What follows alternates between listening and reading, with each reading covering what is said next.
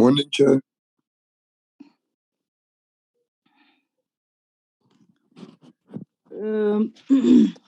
Colleagues, can we have the agenda flagged on the screen?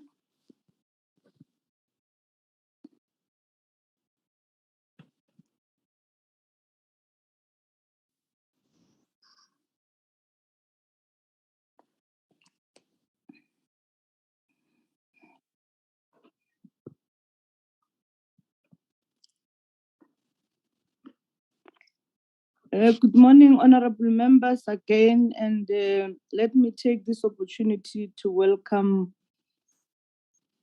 all honorable members in the meeting, our invited guests. You are highly appreciated for your availability for this meeting, particularly our planning and monitoring department and the Office of the Auditor General. I want to take this opportunity to warmly welcome you to this important meeting. This is the time of the year where we assess the performance of the department for the year. I'm going to request that we observe a moment of silence for meditation or prayer.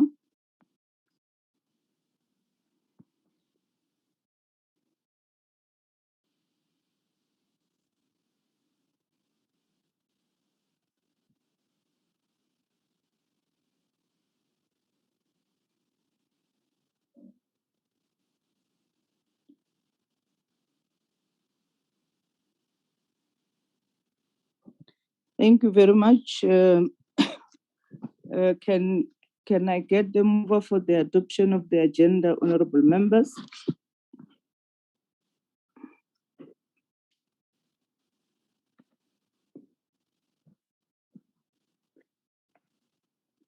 Mr. Malachi, Honorable Malachi.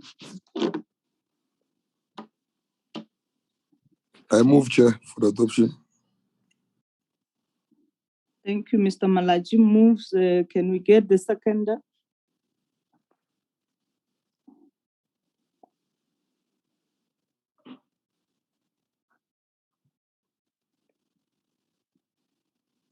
Second, Chair. Thank you, Mr. Heron. Agenda being adopted, can we then note of apologies? I was told that Koliswa is going to write the exam today. I'm not sure who's representing her office today. Good morning, Chairperson. Morning. Chairperson, my name is Loazi. Okay. My surname is Ben. I'll be standing in for Miss Pasia. Okay, you're welcome, Mr. Ben. Thank you so much, Chairperson. Our apologies. It's DM Chwete, and it's Dr. Ndombi Kumalo, Honorable Sihlwai. Those are the three apologies that we have, Honorable Chairperson.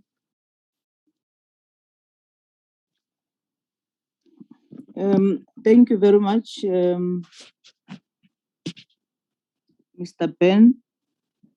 We'll now go into the agenda. Let me take this opportunity to welcome the Office of the Auditor General to brief the Portfolio Committee on their assessment on the financials and non-financial performance of the Department of Human Settlements and its entities.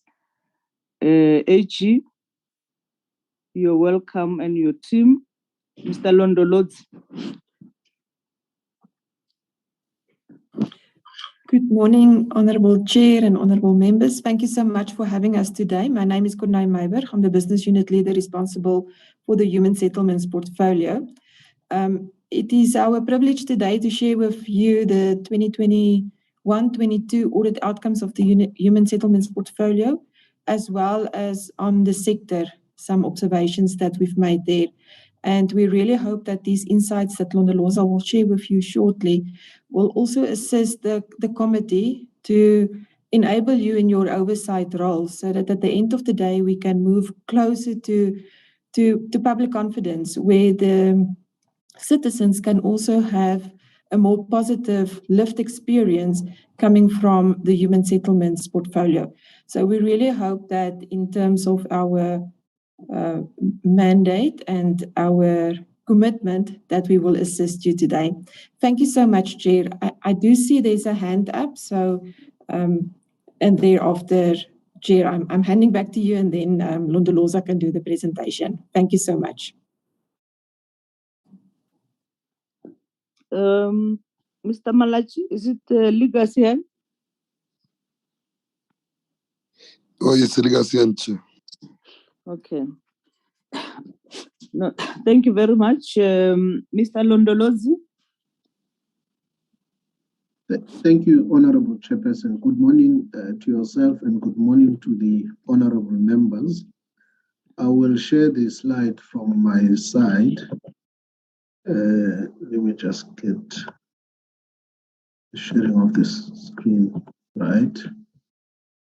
Chair, please confirm that you can see the presentation. Yes, I do see it, Mr. Londolozi. Okay. And thank you very much for allowing me to have an opportunity again to present the audit outcomes of the human settlement portfolio, as well as the sector at large, as Corne has mentioned. And as we have done in the past, I'll start with our reputation promise. As an organization, we are embarking on a new strategy. And one of the areas that we focus on is influencing the government and the public sector at large to have a culture shift whereby there's a change in the mindset in focusing on the lived experiences of the citizens of this country, thereby building public confidence in the public sector itself, which will ultimately result in us continuing to be a relevant supreme audit institution to our stakeholders, such as yourselves. And one of the areas that we are doing this change in culture shift is through identifying role players within the accountability ecosystem in whatever sphere of the government that we are dealing with. And we identify the role players so that we can then engage and influence these role players in their roles and responsibilities towards this focus on lived experiences of our citizens. We will then gain insights from those engagements with those role players, and those insights we will ultimately then share with yourselves as the portfolio committee, which has got oversight over all of these role players within the ecosystem, with the view that you will then hold accountable all of these role players as the portfolio committee for them to account on how they would have gone about their roles and responsibilities over the financial period before we come in as the auditors at the end of the period and the processes. And obviously, in instances where our insights do not yield any improvements, we also have got this option given to us through the Public Audit Act, where we can then enforce through the material irregularity processes, enforce some of these changes going forward. If we then look at the overall audit outcomes over the MTSF period for the sector, in this case, we're looking at the portfolio. Honorable Chair and honorable members, you will see that essentially the portfolio has remained stagnant in terms of the audit outcomes over the period, wherein the majority of the entities together with the department has received the same audit outcomes over the years. The only changes maybe is an improvement in CISOs, So the entity has finally, in the last financial period, resolved the issues of their completeness of revenue. So that is something that needs to be, commended. However, we have seen a regression from EAAB, as well as the fund that is linked to the EAAB. Also, with the new entity, which replaces EAAB for a period of 2 months, we did see that that entity also received a qualified audit outcome for the 3 months that we audited. So in essence, that is the overall outcomes if you look at the portfolio, which is made up of the department and its entities. If we then focus on the performance of the portfolio, which is then linked to these lived experiences that I referred to. Overall, Chairperson, we see and we note that the portfolio only achieved 51% of its targets.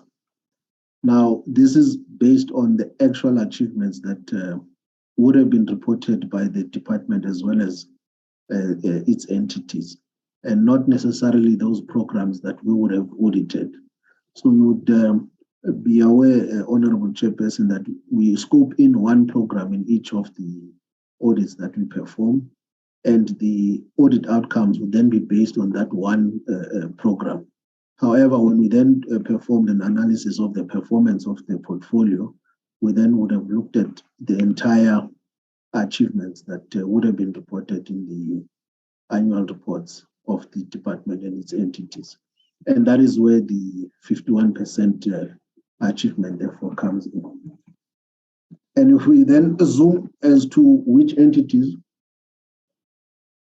would have contributed towards the relatively low performance, we see that in essence it's actually all of them except perhaps for NHBRC and the CISOs, and to some extent SHRA as well. So you will note, Honorable Chairperson and Honorable Members, that almost all the entities, at least majority, did report a very low achievement in their targets for the financial period that we just came out of. And then a further analysis was then done in terms of which of the indicators that are linked to the mandates of the portfolio would have not been achieved by the different entities within the portfolio. And we only focused as examples indicators that can be linked to the MTSF targets and are directly linked to the mandate, as I mentioned. So in the department, for example, we looked at the indicator that relates to the breaking of new ground houses that needs to be delivered. We also focused on the title deeds, for as an example. At NHFC, we would have looked at the indicator that relates to the FLIS program. And you will see that for those, they were not achieved. And therefore, in terms of the lived experiences or the beneficiaries that would have been benefiting from these houses, they will continue not having access to these shelters, these low-cost houses, as well as the missing middle sector of society that also requires these houses that have to be delivered by the FLIS program. A similar exercise was done at HDA as well as SHRA. HDA then is responsible for housing units that have to be delivered, as well as SHRA being responsible for social houses units. And we see that over the last period, these were not achieved. Now, ultimately, this means that the portfolio will struggle to therefore meet the MTSF targets that are linked to these indicators that we would have focused on in terms of the MTSF period, because this would have also been the case, or a similar case would have been reported on in previous audit cycles. So that is at a high level the performance of the portfolio over the period. If we also look at the financial management and the compliance, The picture is similar, Honorable Chairperson, in that there is a weak control environment around the producing of financial statements within the portfolio as a whole. The financial statements that would have been submitted to ourselves for audit all had material misstatements except for the financial statements of the department. Most of these were then resolved before we could conclude the audit, except for the HDA, the EAAB, and obviously the PPRA, because those two are interlinked.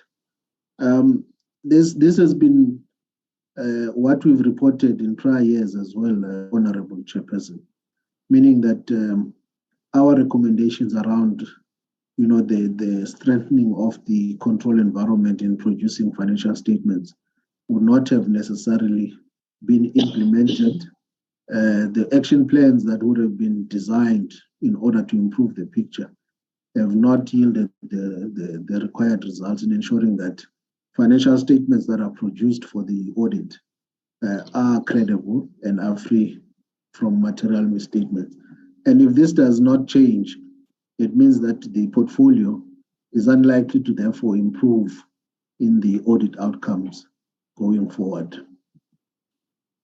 However, if we then focus or look at the financial health, we don't have any concerns that we have raised for the portfolio, which is a good thing, except maybe highlight the fact that when it comes to the collection of debts, the number of days is a bit high, and we would therefore encourage that all the role players within the portfolio ensure that debts are recovered and are collected as and when they fall due, in order to avoid a situation where in the future this may lead to cash flow challenges, whereby these entities might experience a bit of issues around their cash flows due to debts that would not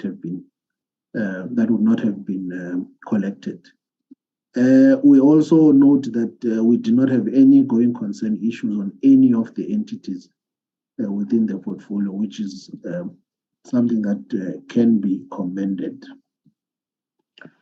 The third area in which we report on is compliance with the key legislation. This has also been an issue for the portfolio in the past.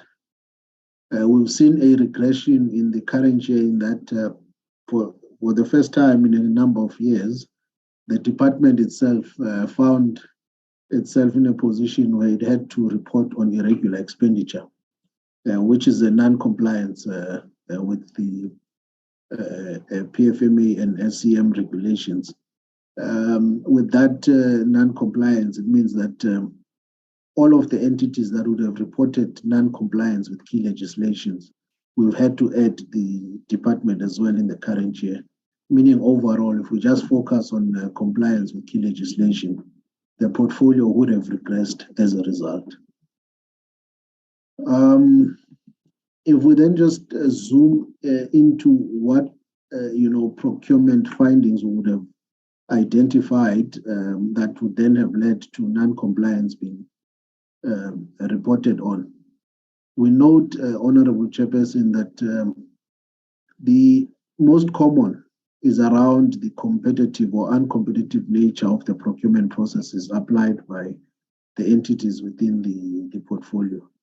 You will note that the majority of the non-compliance on procurement findings all related to uncompetitive and unfair procurement processes. And it is on about 5 of the entities in which we picked up this phenomenon. However, it is good to note that, or at least would also like to highlight the fact that none of these situations or circumstances resulted in a payment of goods for services and goods that were not received, or at least we did not have any issues in terms of the quality of those goods and services that would have been received. Nonetheless, there was still non-compliance with procurement processes. Our assessment of irregular expenditure, there was a a relatively big jump in the current year, or at least in 2022 compared to 2021. And it is good to note that the majority of this jump, at least a very large chunk of it, was as a result of SRA, which is an entity within the portfolio. SRA would have had an acting board for a period of about 2 years. Now, during that period, the board would have approved transactions that would have gone through procurement processes. However, in terms of the Social Housing Act, such instances are therefore deemed as irregular by that particular act. Hence, that 330 million irregular expenditure jump in the current year was as a result of us identifying those transactions and goods and services that were paid for as a result of those transactions being approved by an interim board. But the entity has since appointed a permanent board, and obviously any of the transactions that are then approved by that permanent board structure would not necessarily be deemed as irregular expenditure. The next area is on non-compliance, is around consequence management, Honorable Chairperson. There are areas where the previous irregular expenditure are not necessarily dealt with, more so at HDA, because with the HDA, we did not have any evidence that the entity itself is instituting any investigations for previously reported irregular expenditure. And others, such as the NHBRC, for example, there were attempts, or at least there are attempts to try and deal with this irregular expenditure, which has been outstanding for a number of years now. However, the entity will run into challenges such as, officials cannot be identified and found because they would have left before the investigations were concluded. And some of the investigation reports were not sufficient. The entity, for example, did try to get condonation from National Treasury, but unfortunately, National Treasury was not convinced that enough was done in order to condone that particular irregular expenditure. NHFC, at the conclusion of the audit, they were waiting for the approval from National Treasury as well as CISOS. Otherwise, SRA and to a certain level, CISOS also has dealt with some of the irregular expenditure that would have been previously reported. So that is the outcomes in terms of the portfolio, Honorable Chairperson, and again, the portfolio being the department itself and its entities. If we then move now to the sector observations, and in this instance, we'll be looking at the department and the 9 provincial departments. At first, we should just look at the audit outcomes.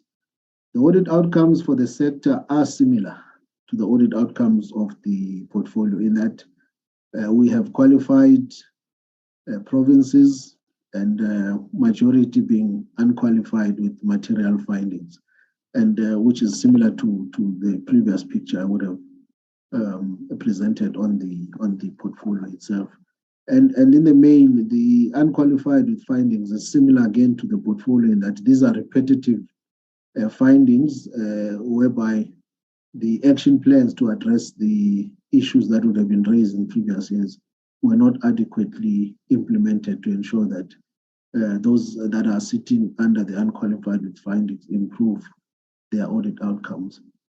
It's similar to, again, Northwest, Mpumalanga, GP, and Free State, where we're seeing a very slow response by management to issues that would have been raised. However, these are material enough and are so material that they were not resolved before the audits were completed. If we then focus on service delivery, again, We would then look at two indicators, Honorable Chairperson, which are again directly linked to the mandate of the sector, as well as the grant, which is then used and transferred to the provinces. So we see a picture in which 96% of the grant was spent. However, we focus on the service sides and the top structures indicators. Again, two indicators that form part of the MTSF. On average, we see that for the service sides, the portfolio would have achieved about 150% if you average the achievement of the 9 provinces. However, when you look at the top structure, the picture, or at least the achievement, decreases by half to about 73%. When we further analyze this, Honorable Chairperson, we see that it may be that the provinces would then focus on the service sides because that would be easy to do. So they would focus on those in order to boost the achievement that is reported. However, this then poses a challenge because we see that you'll see later in the presentation that when it comes to then finalizing the top structures, these projects take a very long time to be completed. So it begs the question as to why on an annual basis there will be a focus on servicing sites which ultimately take years, if at all, for those projects that are then constructed, or at least the top structures that are constructed on those service sites take years to be completed. But on an annual basis, we see that there's a stronger focus on servicing sites by the portfolio. When we then look at the similar picture, but over a 3-year period, we took the 5-year MTSF on 3 indicators. These indicators are MTSF indicators. I must just note that the title deeds one is made up of about 5 sub indicators, but we've consolidated them into one indicator called the title deeds registered. We then take the 5 years and we straight line what the 5-year target should be after 3 years, which then gives us the second column there, the MTSF target over the 3 years. We compare this with what the sector would have planned as their targets over the 3 years. And we see that in all 3 indicators, the sector would have under-targeted in terms of where they should be after 3 years. And we then lastly compare what they would have targeted versus what they would have achieved over the 3 years. And you can already see, Honorable Chairperson, Honorable Members, that it will be very difficult for the sector to meet their 5-year targets as included in the MTSF. And this is because what the provinces are planning as their targets for these MTSF targets are not aligned to what the national department would have expected the targets should be. And those targets, the expectations by the department will then be informed by the MTSF targets. At this point, Honorable Chairperson, through you, I'd like to just sensitize the members that if you look at the first indicator, which is the breaking new ground houses delivered, I held a meeting with the management of the national department on Monday, and they brought to our attention that MTSF target has been reduced, and they received approval from National Treasury for that target to be reduced from 450 to 300,000. So our calculations based on that will then have to change based on the new approved MTSF target going forward, Honorable Chairperson. But if the portfolio committee would like an updated assessment or analysis, we can then submit it subsequent to this meeting. When we then make an investigation as to what could possibly be the cause of what we see in the previous slide, where the target is not aligned with what the target should be from an MTSF point of view.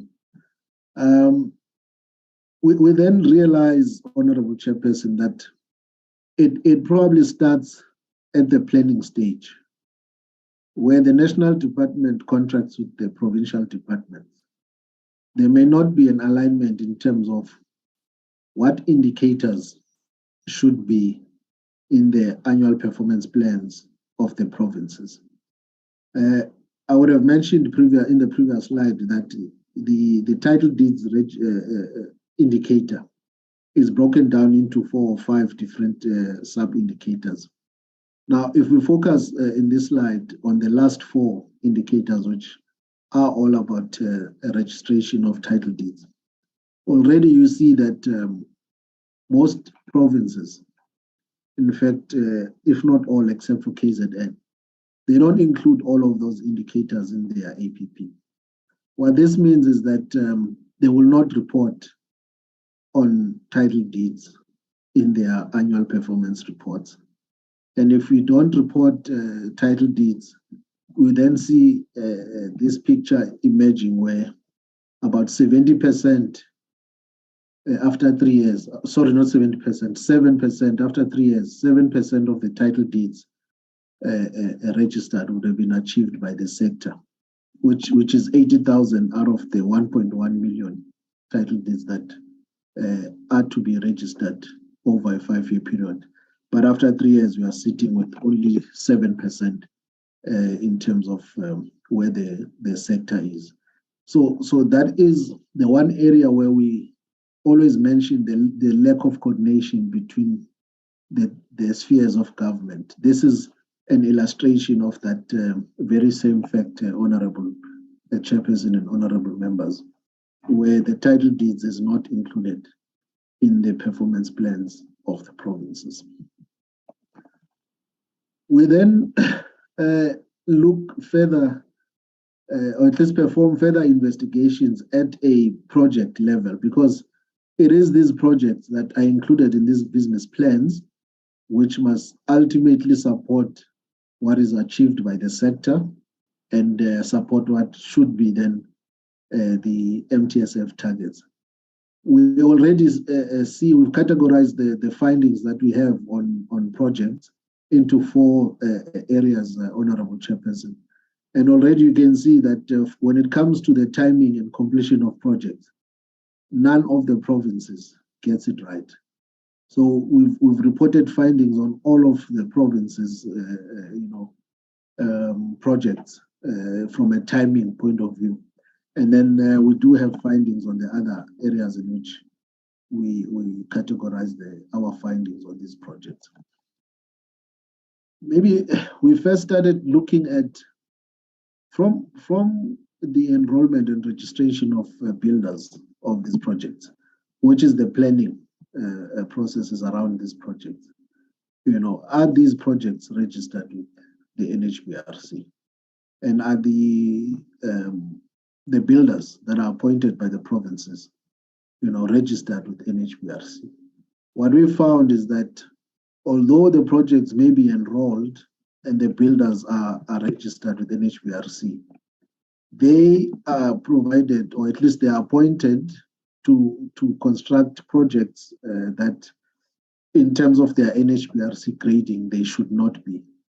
And therefore, you find a situation where they become overwhelmed and you find that the projects are therefore not finished on time, there's poor quality of workmanship, and in some instances, they run into cash flow difficulties and therefore end up abandoning those projects. So it also starts with there in terms of the builders. Are they properly qualified, to construct such big projects in terms of their grading by the NHBRC? And we've included in this slide, Honorable Chairperson, 3 projects as well as the lived experience that we would have, gained sight of as we were performing work around these projects. The first one being the Kubagazi project in Butterworth. Now, this project is also a very old project, about 10 years when it was first commissioned. And we identified there were 692 beneficiaries. We've done work to see if over the 10-year period, any of these beneficiaries at least allocated houses elsewhere. And we found that that is not the case. And we went further and said, how many of them are still alive? And we've identified that about 109 of these beneficiaries have since passed away. So meaning because of the length it has taken to complete this project, they would have passed away before they would have received their houses. Another example is the Rock Park in KZN. Again, a very old project which was planned to have been completed in 2013 already. But however, the community decided to, from their frustration, they decided they will illegally occupy these incomplete units. Now that poses a danger on the lives of the people, because anything can happen if in those houses, that have not been completed. And recently we know that there's been floods in KZN, and if they then move into houses that are not occupied, that are not completed, that poses danger even more on them. A third example is the project Matlosana in the Northwest, where we found that, again, it's also an old project. And one of the reasons why the project is not moving, we found that, the grant that was allocated is sometimes used for other things, such as paying off the salaries of employees of the municipality. And therefore, the sector will require another 36 million in order to ensure that the 222 houses are completed. The next few slides, Honorable Chairperson, through you. The next is just findings on specific projects, or at least observations, and we just specify the issues that we would have picked up. So through you, if I can just scroll through them, because the information is there and the honorable members would have at least seen the type of observations that we are seeing when we visit these projects. But ultimately, the message is that all of these projects are old projects, or at least, it's been a while since they were commissioned, but they have not been completed. And all of them fit into the picture where we saw that the MTSF indicators are not being met, and ultimately the lives of the citizens in many parts of this country, they have still not improved, at least from a social housing and subsidy housing point of view. It is also good to note that we do acknowledge that some of the factors that delay the completion of these houses and projects are outside the control of the sector, in that you do get civil unrest, you do get vandalisms midway through the project, and those we do acknowledge that they also play a role, and the sector, at least management or the role players within the sector cannot be blamed entirely for some of these projects that would have been delayed because of these factors outside their control. We also followed up on some of the projects that we would have visited and reported on in the previous year. An example being the project in Mpumalanga, Honorable Chairperson, where we raised quality issues, we raised the lack of bulk infrastructure. We then decided to revisit the project and only found that those issues that we had raised were still not resolved by the provincial department in Mpumalanga, which is a concern, Honorable Chairperson. And this is something that we want to raise with the portfolio committee, that these projects that we would have selected, there must be a reporting from the department in terms of whether these issues are being addressed as the project, as the sector implements new projects going forward. We have included recommendations, and we have directed them directly to the DG of the National Department, as well as the accounting officers and authorities. And these recommendations are therefore meant to ensure that these issues that we've raised are addressed. And we would implore the portfolio committee to request from the departments, as they report on a quarterly basis, to indicate the level and extent to which these these recommendations would have been implemented in order to address the weaknesses that we would have identified. We've also included a slide on the KZN disaster, real-time audit that would have performed earlier this year, Honorable Chairperson.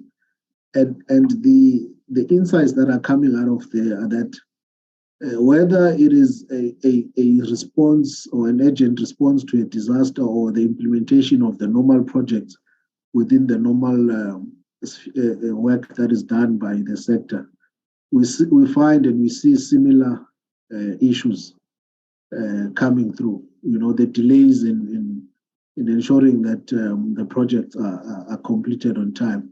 And this would have been issues that were raised again during the special report on COVID, where those projects that were needed to be constructed, or TRUs needed to be constructed in response to the COVID, we found that there was a slow response by the sector. We are seeing that again, and we reported on that in terms of the natural disaster in KZN. And some of the poor project management issues are again coming through, so they impact on the response to disasters as well. The land issue is a problem, as well as again the communities protesting, which is obviously outside of the control of the role players within the sector. One of the areas that we therefore look into is the material irregularities within the sector, Honorable Chairperson. Let me stress that again, in the current audit cycle, or at least the one that we are reporting on, the entities that would have been scoped in include all 9 provincial departments of human settlements, the NHBRC, the NHFC, as well as the CISOs. So those are the entities that we would have scoped in terms of the implementation of material irregularities. And here in this slide is just a highlight what we as the Office of the Auditor General, the steps that we would normally take in instances where we would have raised a material irregularity, reported it to the accounting officer or accounting authority, but we are not satisfied that they are dealing with those material irregularities correctly. And this particular slide is just to illustrate the responsibilities between the accounting officer, accounting authority, which we would have notified in terms of the material irregularity that was identified, as well as our responsibility based on the response by the accounting officer, as well as the minister, or at least executive, and the oversight responsibilities in those different types of stages of where the material irregularity is. For step 2, 3, and 4, all of those are the options that are at our disposal in instances where step 1 is not met, meaning in instances where we are not satisfied that the accounting authority is dealing with the MI appropriately. Then we've got an option to refer that particular MI to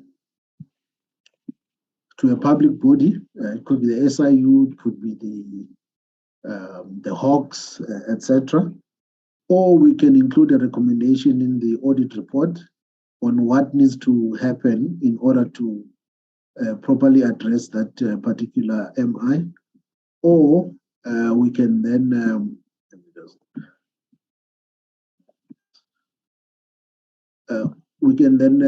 recommend remedial actions that have to be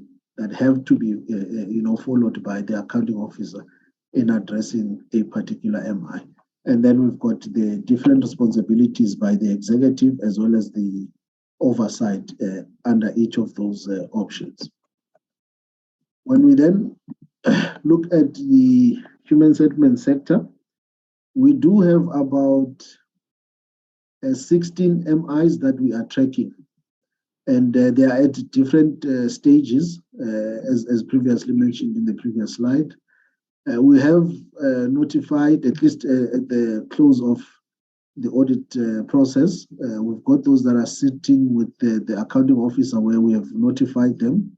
We've got those that we've received responses from the accounting officers, and we are happy that the correct steps are being taken, as well as those where we were not entirely happy with the steps taken and therefore have recommended the actions to be taken in their audit reports.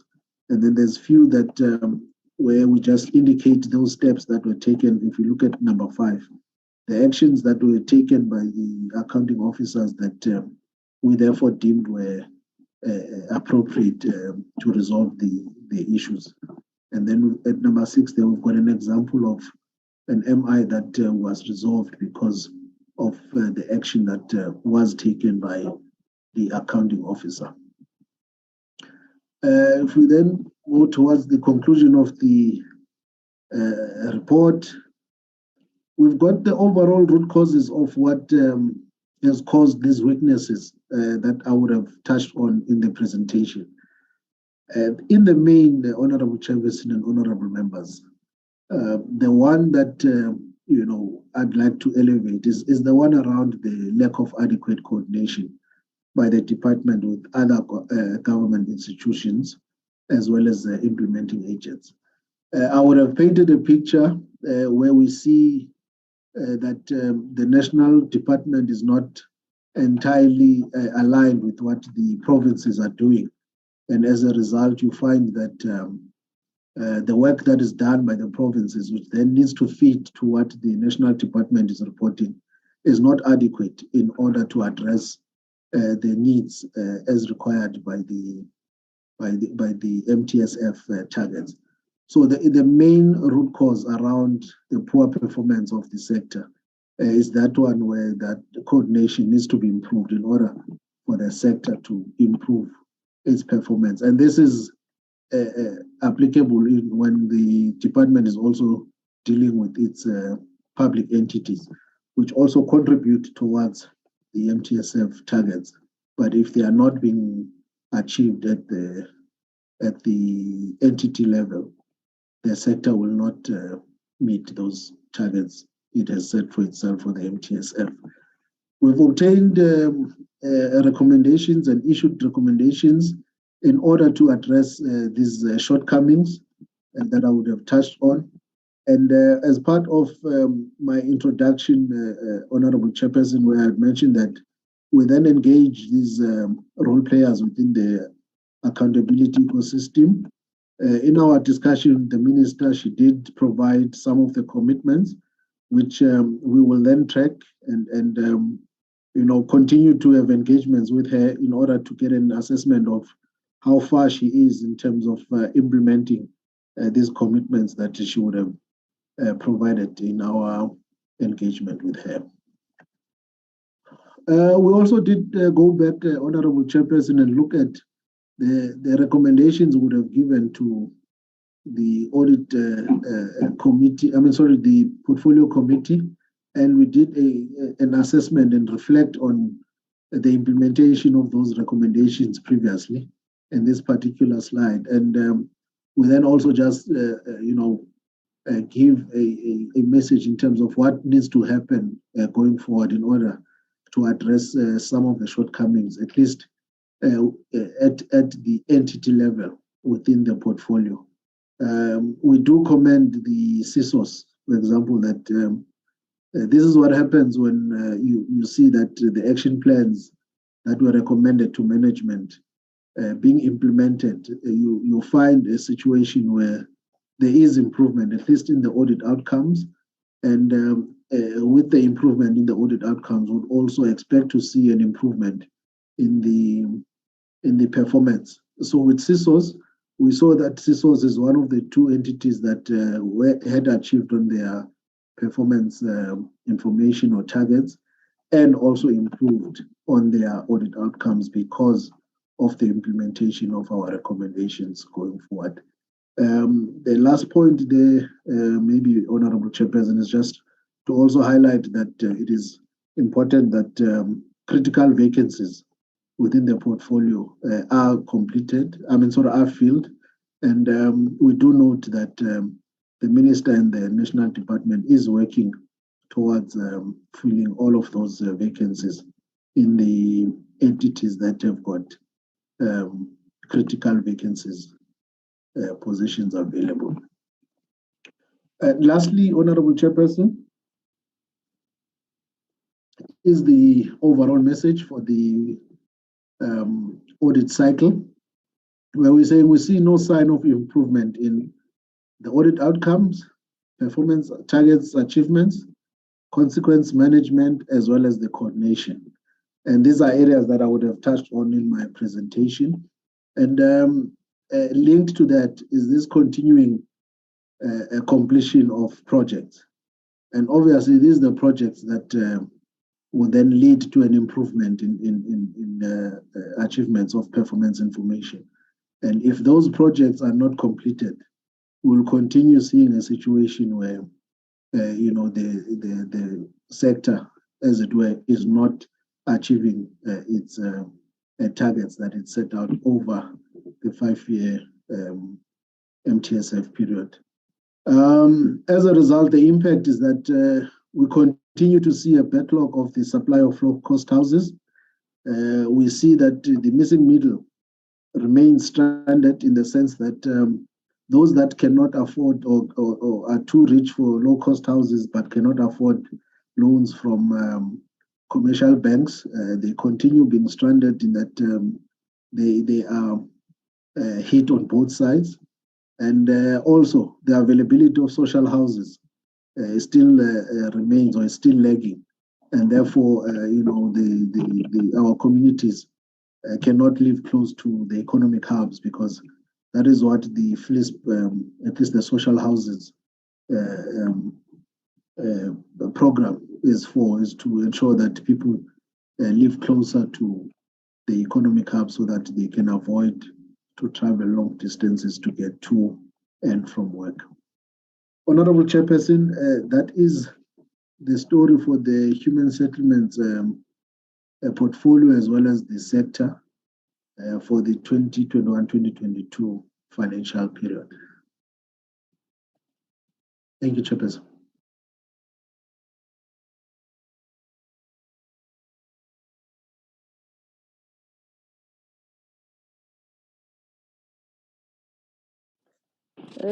Thank you very much, Mr. Londolozu, and the team from Auditor-General. I'm now going to invite members to ask questions for clarity, seeking questions, because people who must answer the questions for Auditor-General are the department. So we can just ask clarity seeking questions so that when you are meeting with the department, you are very clear on issues that the Auditor-General has raised. I'm now going to invite members who wants to speak to the input of Auditor-General.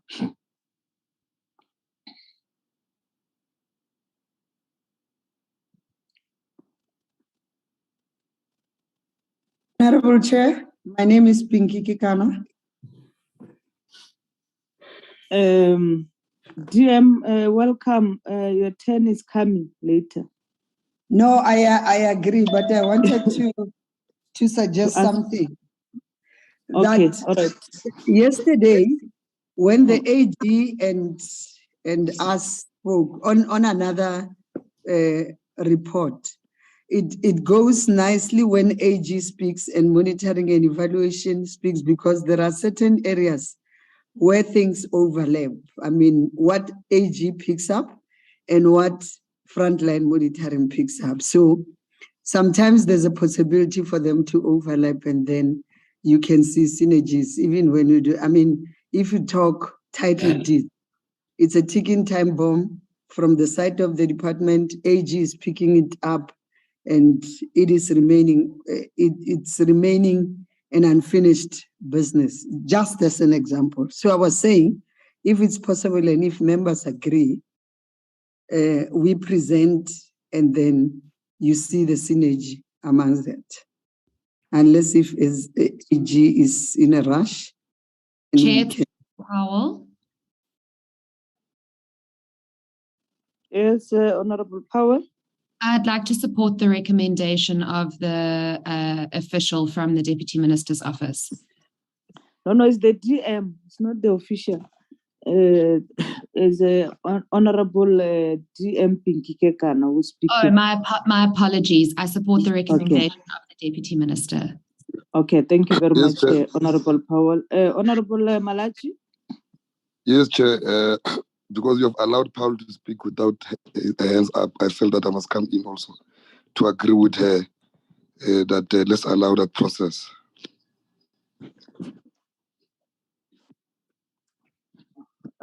Thank you very much, honorable members.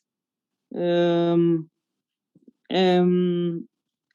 we have disadvantaged those that have raised their hands. Can we then take it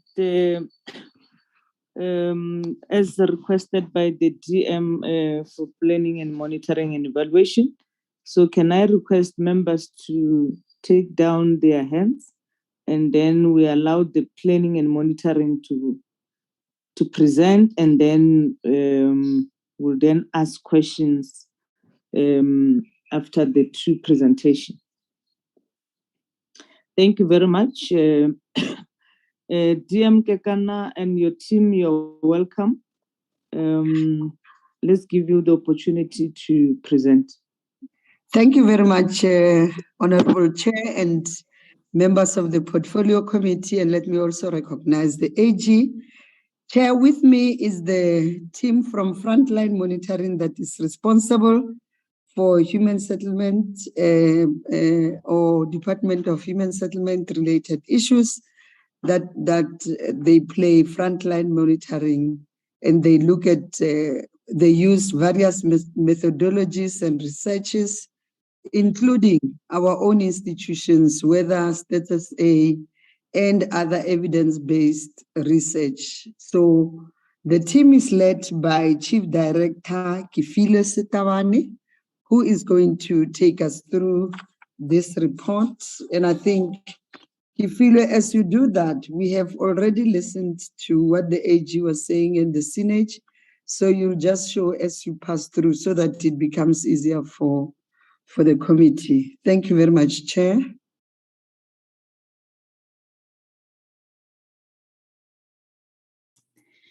Good morning, Honorable Chair and Honorable members. I'm trying to share my screen and the presentation. Let me see. Can you see the presentation? Not yet, ma'am. Okay, let me see.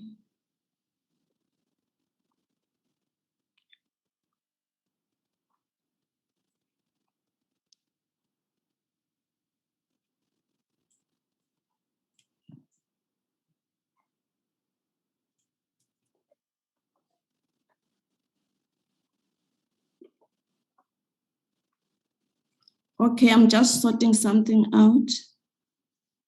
Apology for that.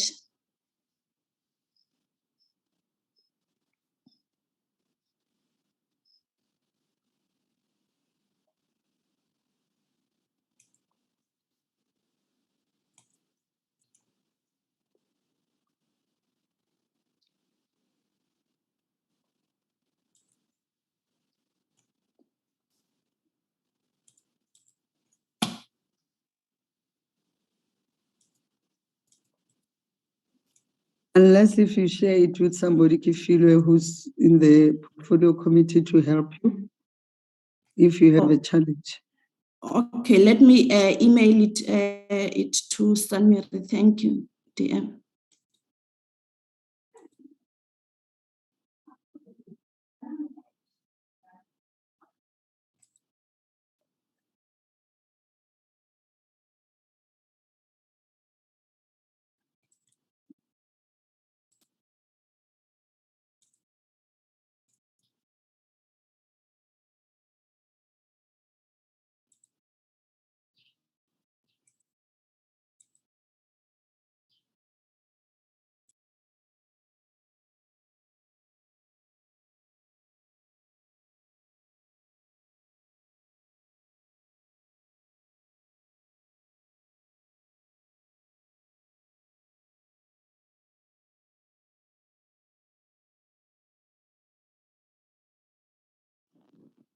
Secretariat, can you help in projecting the presentation, please? Yes, I'm on it, Honorable Chair. Thank you.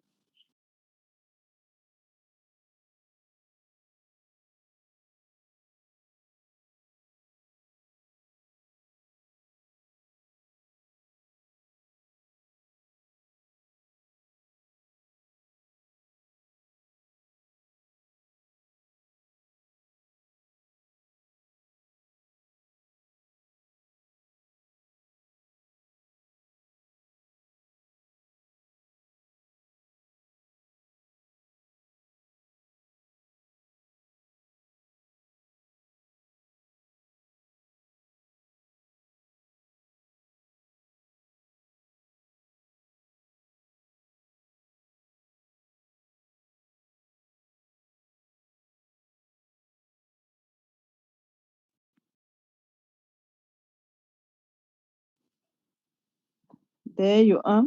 Can you put it in the slide mode?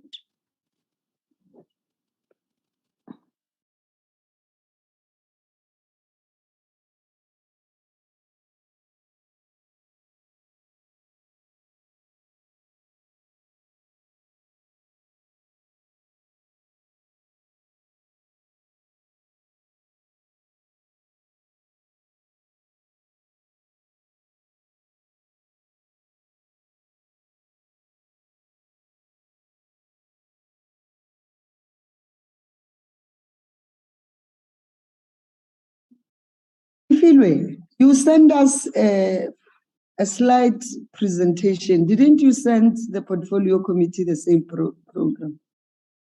Oh. Oh. Is that the one? Okay.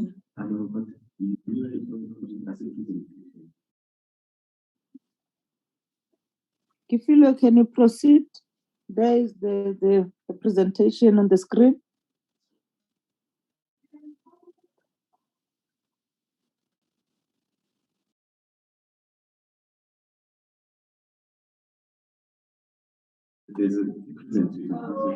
Ifilwe, this is not what you gave us.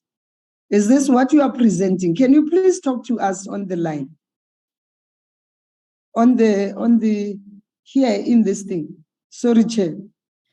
Good morning, members. Please Members. respond. Yes, this is what is currently being projected is the supporting document that was sent together with the presentation. I just request few minutes. We are trying to load the presentation. It was sent and circulated, but this is what we see now is the supported what we call a document. Just I request few minutes, honorable members. The presentation will be projected in the next 1 minute. So can we then remove this one so that the real presentation can be projected? Yes, please.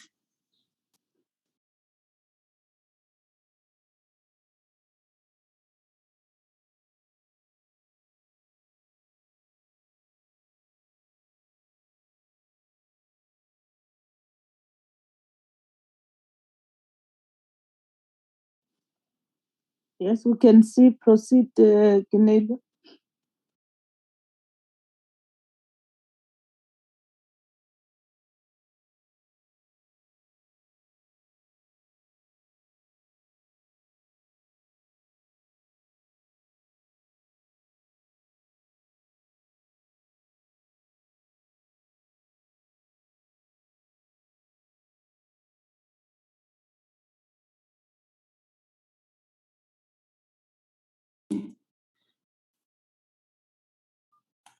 Good morning, honorable members. And I request that we must remove this presentation. We want to load an updated presentation, please.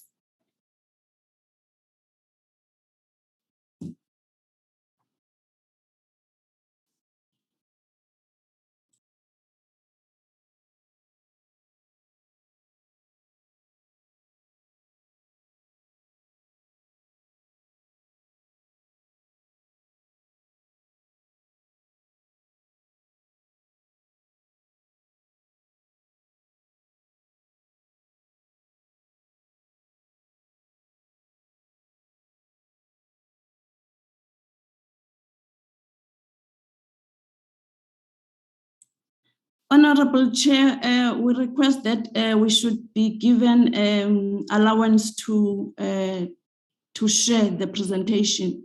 Currently, it's not allowing us to share. Mr. Ben, give them the co-host. Honorable Chair, Ms. Kifilwe is the co-host. I made her a co-host long time ago, Chair. Let me just double check, but she is currently a co-host, Chair. Okay, Mr. Ben, it's currently now Sun Mary who is sharing. Sun Mary Bredenhan. Noted, I'll make her the co-host now. Thank you.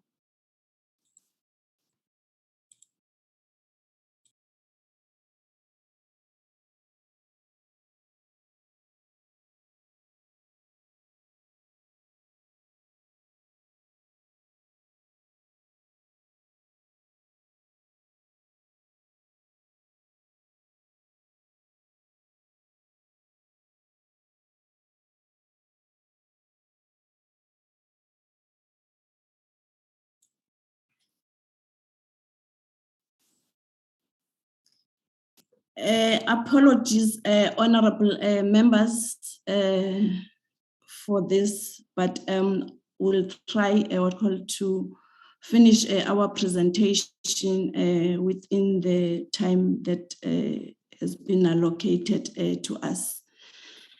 Thank you very much for the opportunity, and my name is Kifiwe Sitwabane, as DM has already alluded to.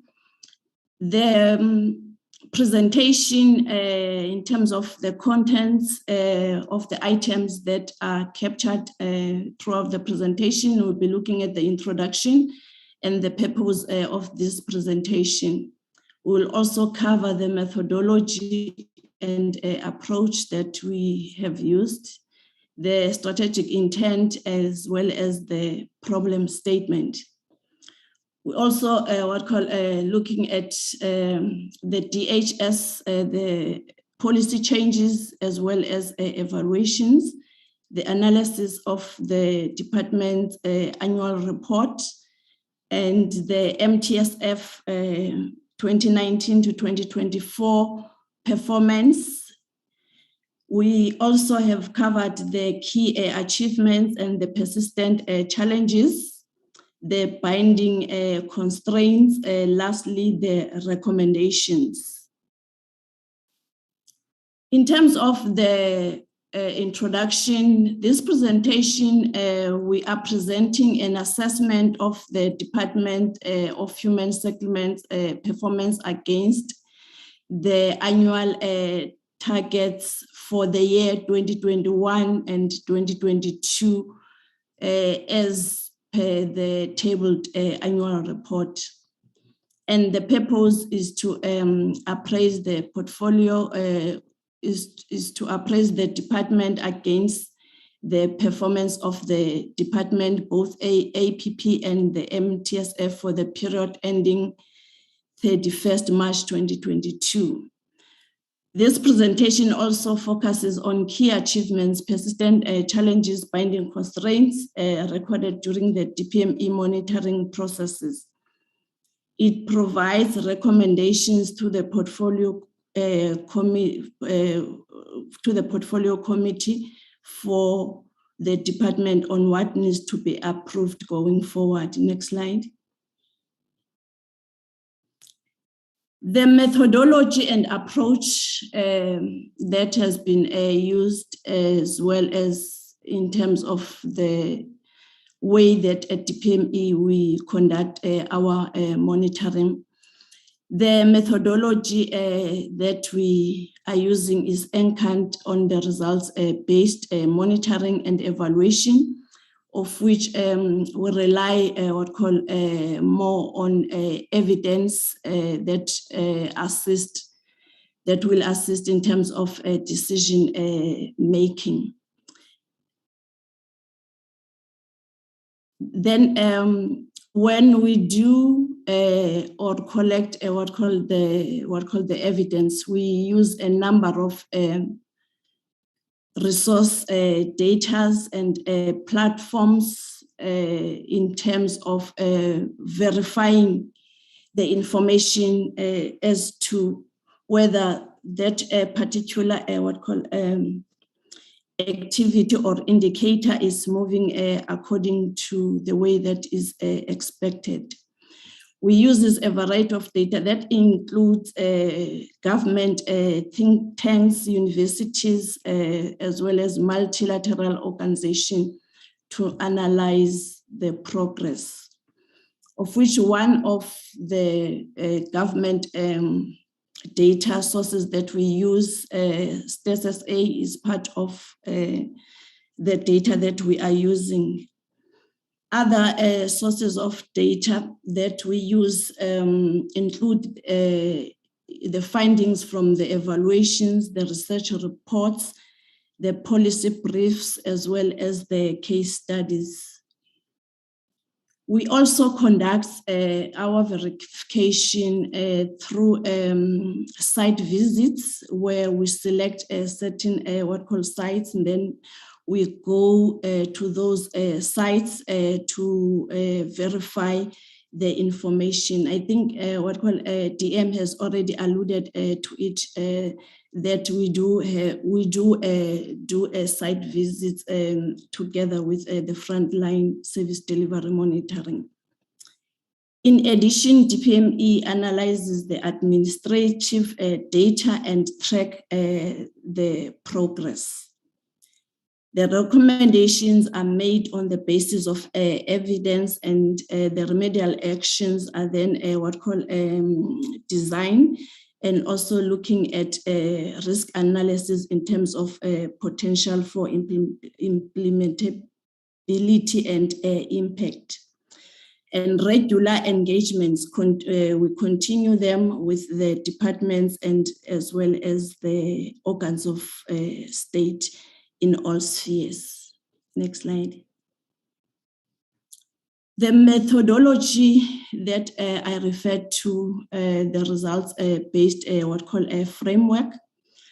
We first look at the inputs, where there are financial as well as human resources. Then from the inputs, we develop the activities, as well as the outputs, where we also look at the interventions. Then the outcomes, we look at the intermediate effects. Lastly, we look at the impact, of which is the goal, where we focus more on the long-term results. The results-based monitoring, it focuses on the achievement of outcomes and impacts.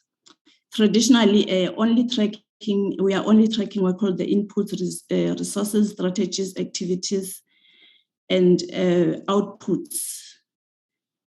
Next slide.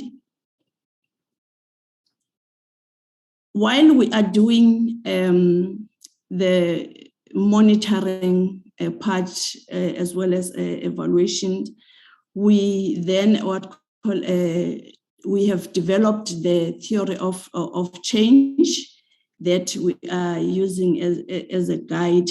I've already mentioned before under the inputs, then that is the finding, the frameworks, the institutional human settlements institutional framework that forms a part of the inputs, and then the activities.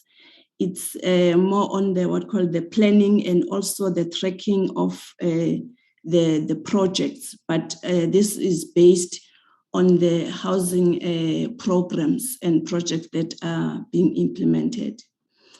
Outputs, we are looking at the whole what called property market, but with special focus on the government subsidized what called housing. We also look for rental at social housing, in this case of which is houses to own or what called to rent. And the outcomes, we focus more on sustainable communities with improved livelihoods. We look at the integrated settlements that are functional, as well as increasing the access to shelter, while also taking into consideration on the economy at large, since what called housing, they form part of the economy. Then the impacts, we focusing on the changes in the ecosystem as well as the human conditions. For example, the inclusiveness, the equitable economic growth. So this is what at the end of the whole process that we want to see these changes. Next slide. The strategic intent and the problem statement. We know that from the Constitution that everyone has the right to have access to adequate housing. So for this sector, we are trying to respond to the constitutional mandate, as well as the United Nations habitat elements of adequate housing, tenure, access to services, affordability, as well as the access to location. And we, as the sector, expected that we need to move towards the realization of the sustainable human settlements and improve living standards for households in order to address poverty and create employment. This will then improve the socio-economic conditions and sustainable future and ensuring the integration. This is actually as stated in the in the NDP. The NDP it clearly expresses the need to redress and address the challenge of apartheid geography. Can you move back to the slide? Yes. The NDP 2030, it clearly expresses the need to redress and address the challenge of apartheid geography.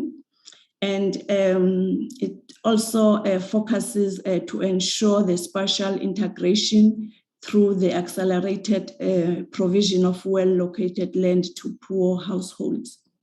Then human settlements addresses poverty, alleviation, whilst looking at attaining the socio-economic conditions and the bright future for all the households. And currently there's an increasing housing demand as household size is reducing. Then as this is coupled by the rapid urbanization, which results to proliferation of informal settlements, and now especially along the railway lines. The urbanization rate is sitting at 63% as we speak, and this is what called expected to rise to 71% by 2030. This is actually a growing pressure, and the sector is facing this challenges, and we need to come up with working interventions that will support and make sure that the challenges that we're facing, especially this one of urbanization, is addressed accordingly. The delivery of houses has dropped from a peak of 271 in 2007 and to 109,000 in 2019. The number of the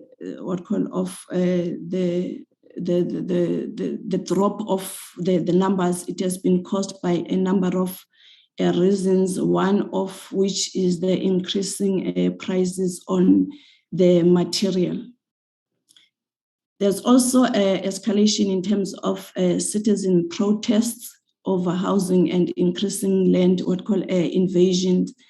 This is caused by the fact that the size in terms of households is reducing, where the youth, they move out from their homes.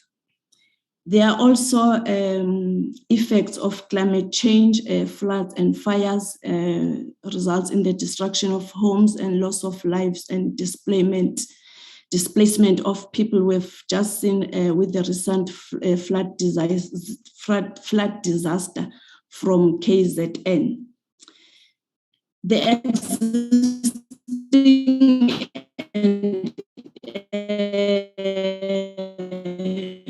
growing inequality in rural inequalities and urban inefficiencies have grown almost by a reasonable percentage. The poor living conditions across urban and rural areas, they are evident, located on the periphery. As we have seen also the backyard shacks in the townships and the overcrowded family homes or dilapidated inner city buildings. Next slide. While we were doing the assessment on the annual report, in terms of we've noted that the department has made some improvement or review in terms of the policies, as I've listed here, the rental strategy on land and human settlements, policy on human settlements, property transaction support centers, empowerment of the designated groups, as well as a policy on social facilitation. And then this policy that have been developed and others reviewed, the impact there is towards provision of the adequate housing and living and good living conditions. The policies that have been revised is the increase in terms of the subsidy quantum for all housing programs, the change in social housing income bands, the exemption of social pensions recipients from the income qualification criteria, the revised finance linked policy. And since there was a COVID, then the department had to do some revision also with regard to the rental, where they actually the department approved the rental relief policy as well as the debt relief policy to respond to the COVID-19 challenges, since the tenants, they didn't have enough money. Some have lost jobs to pay the rent.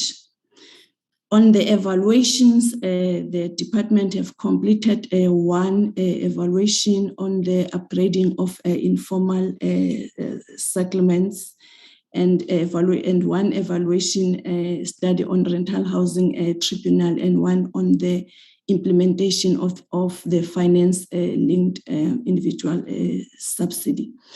All these, the impact is towards making sure that the indicators that they need to perform on, they will be achieved, because when the policies are being revised, as well as some evaluations conducted, it enables the department to be able to perform and unblock certain programs that needs to be performed and being highlighted as this process. It highlights all the stumbling blocks that hinders the progress in certain indicators. Next slide. The analysis of the department annual performance as per the tabled annual report for 2021. The department is running 5 programs. Then in terms of the financial progress, is that the department's total expenditure for the period ending March is currently sitting at 98%, but it was for the previous financial year of 2021. Based on the current one, 21-22, the department achieved the audit opinion with emphasis of the matter as raised by the AG in the audit report. On this matter, the AG has already covered such issues as they've already reported. Next slide. The consolidated departmental performance sitting at with green, meaning that in terms of the performance, they're sitting at 64%, and amber, it's where the targets are partially achieved and 10% not achieved, or very progress that has been made. Then with the next graph is indicating now per program that out of the blue, the approved targets, green, it shows the targets that has been achieved, and then partially, and where it is red, it shows all the targets that has not been achieved in the various programs. Next slide. The performance now per these programs on the integrated human settlements planning and development, in terms of they are sitting with 58% achieved, And whilst we are on this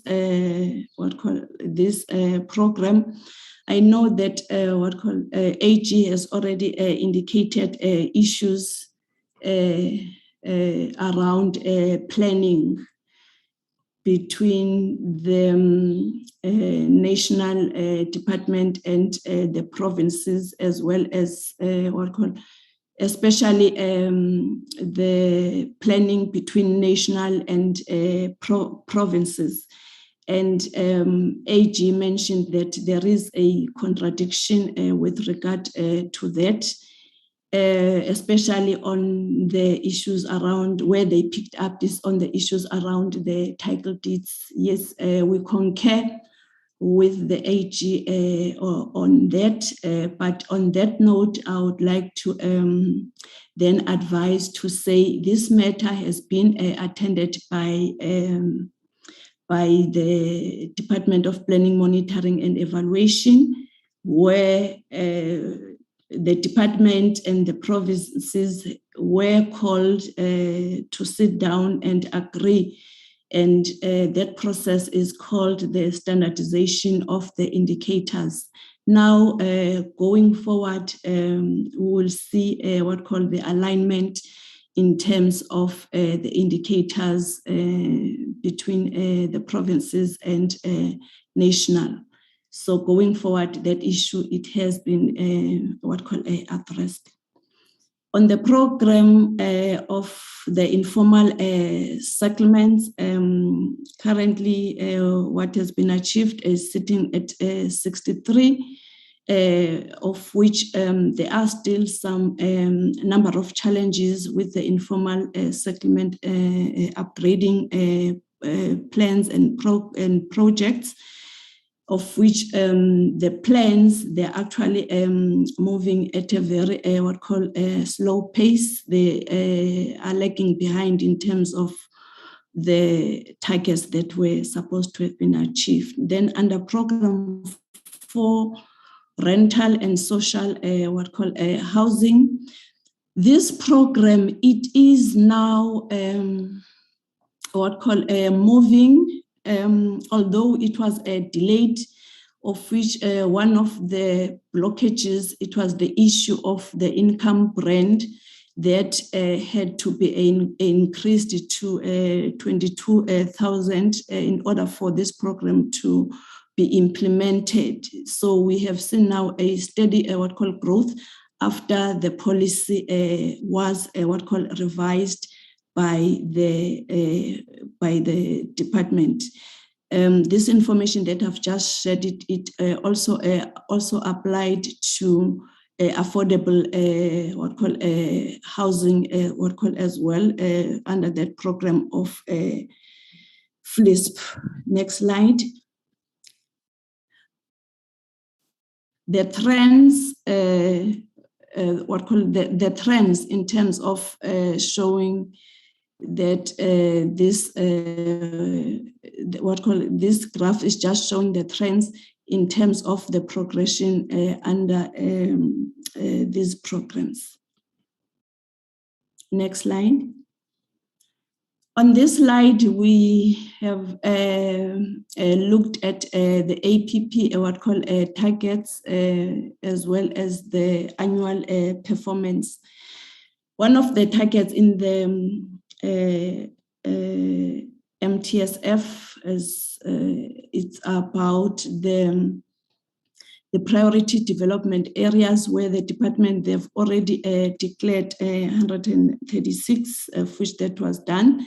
In terms of the APP, 30% of the settlements grant for the current financial year was to be invested in the priority development areas. In terms of the performance, there's 108 grant.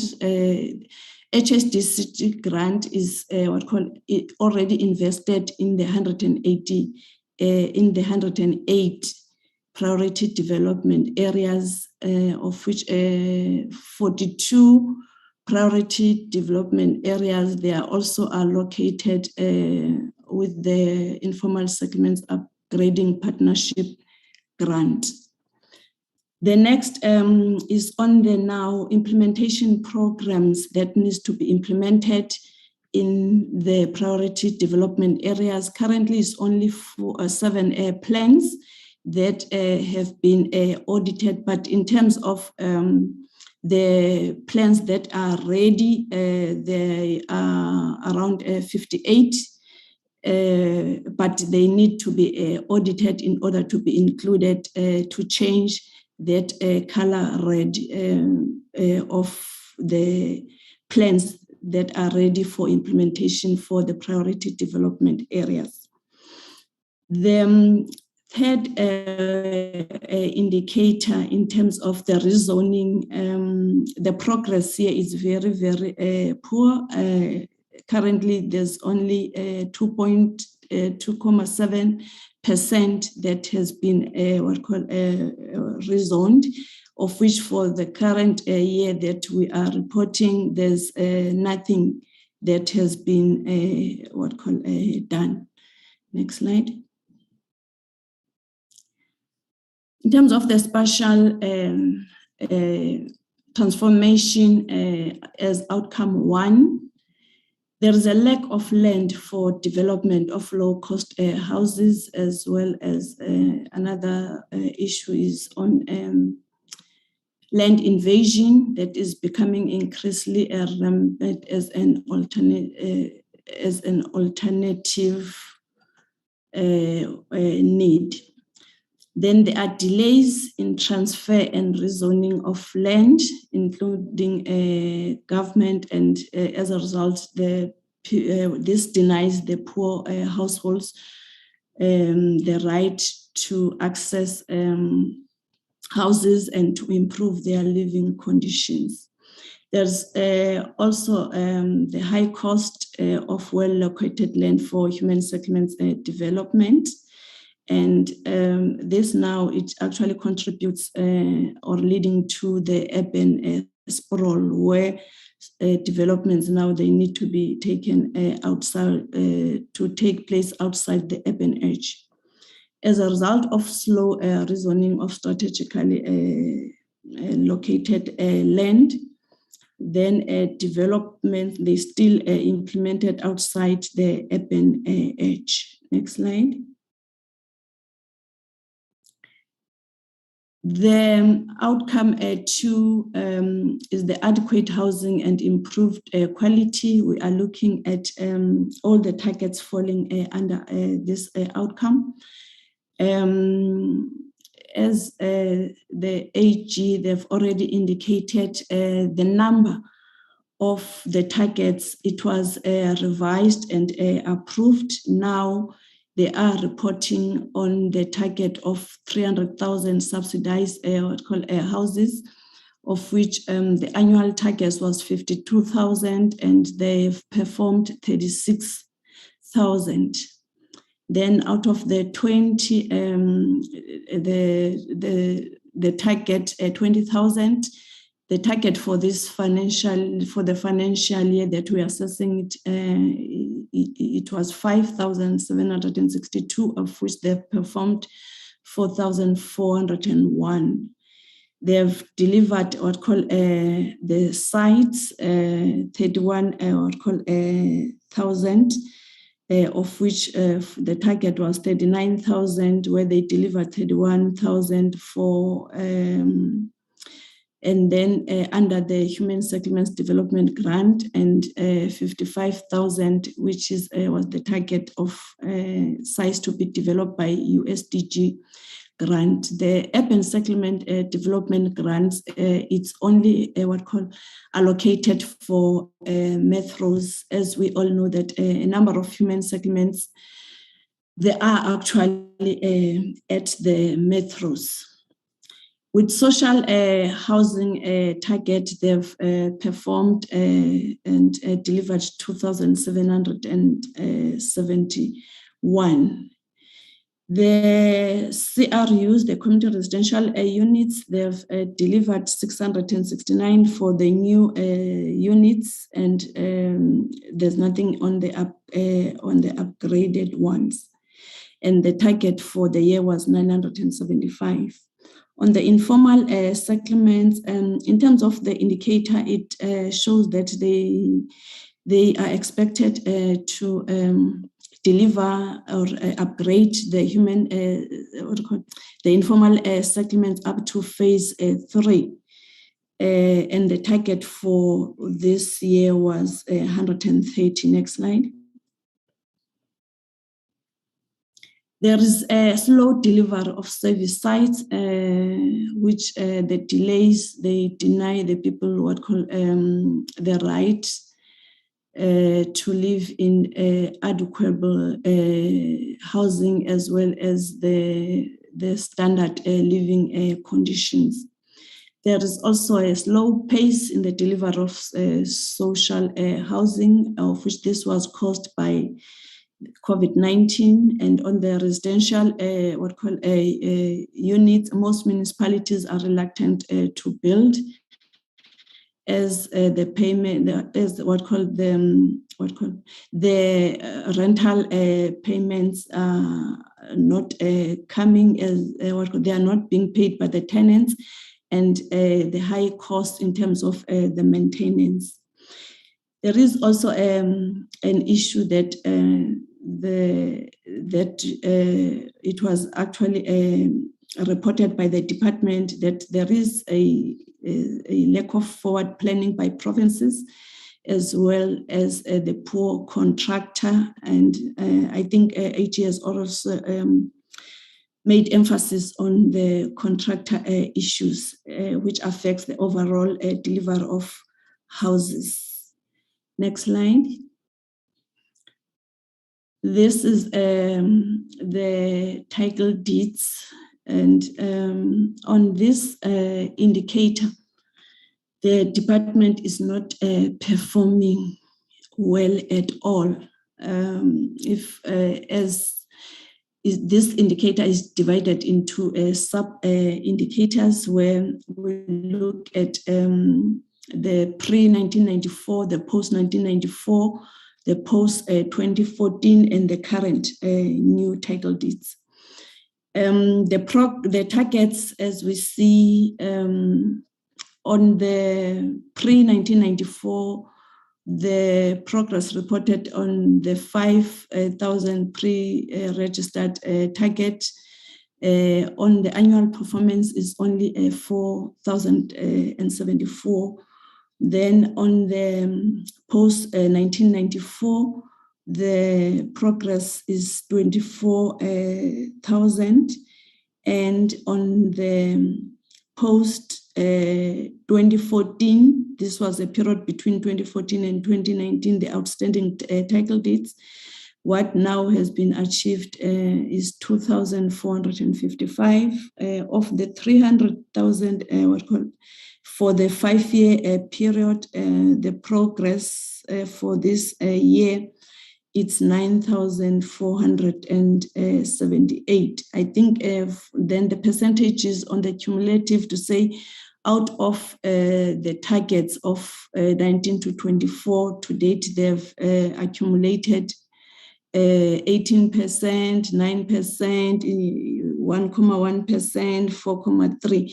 The performance on this indicator, it's very, very poor. Next slide, please.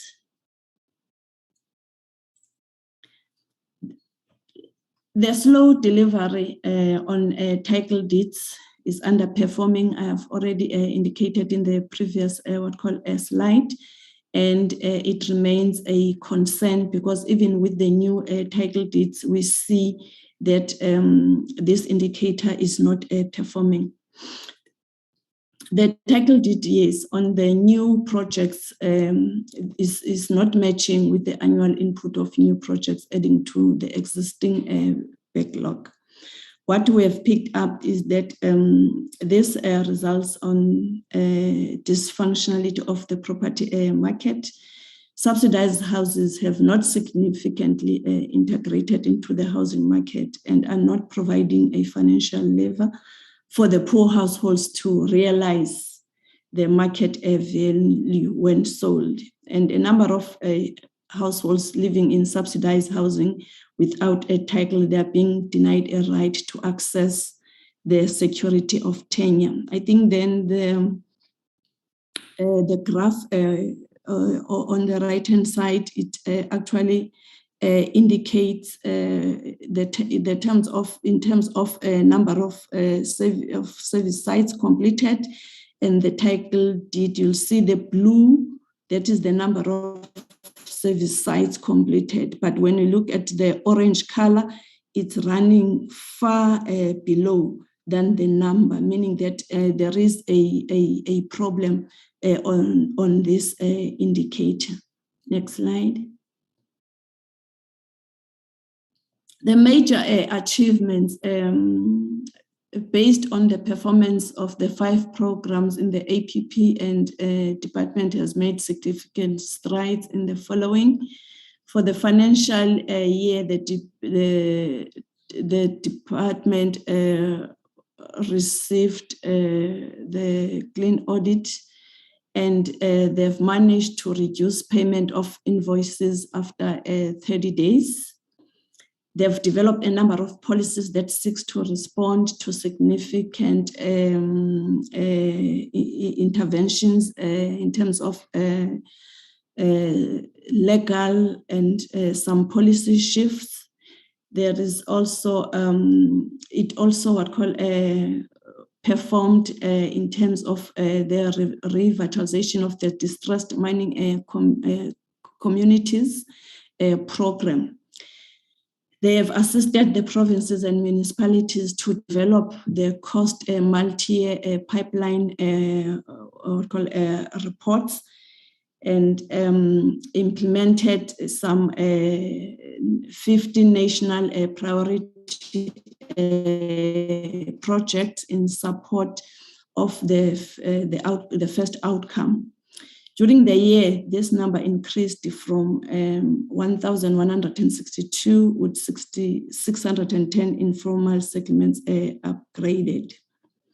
And 552 they've been done by the metropolitan municipalities. The rental housing policy framework that has been developed, as well as evaluation that has been completed. Then another critical policy was the policy on the affordable housing that has been developed, which enabled the revision of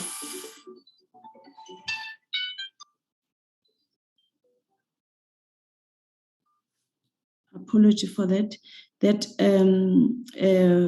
led to the revision of the FLIPS policy that can now accommodate a range of non- and mortgage findings. And through the good performance on FLIPS, a number of new homeowners, the number has increased. Next slide.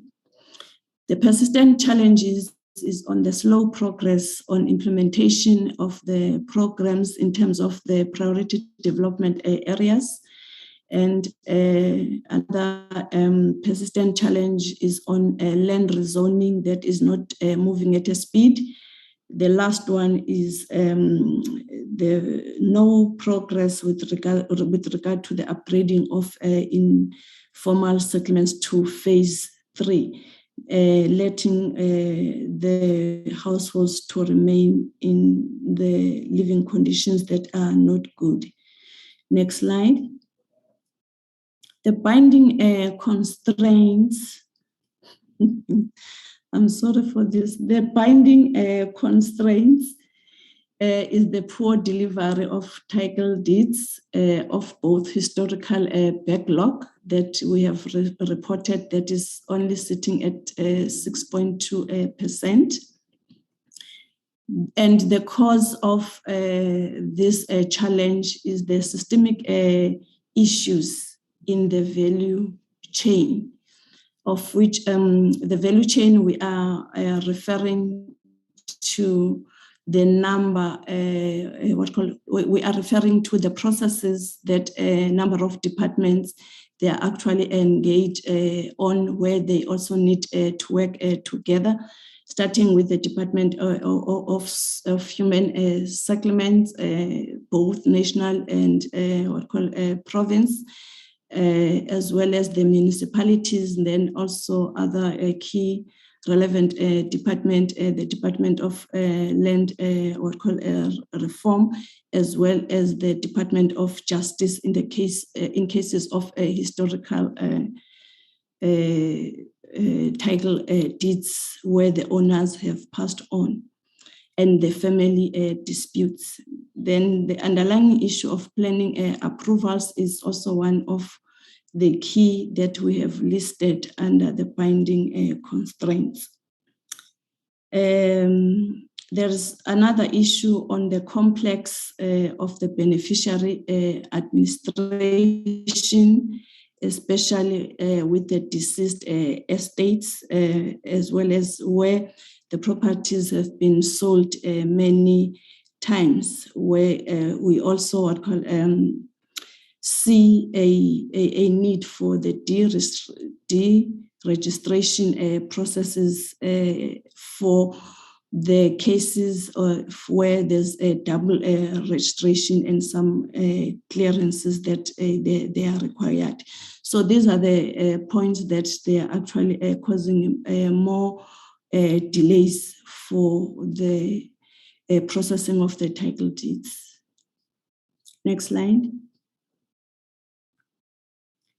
The recommendations, we request the Portfolio Committee on Human Settlements to support the following recommendations.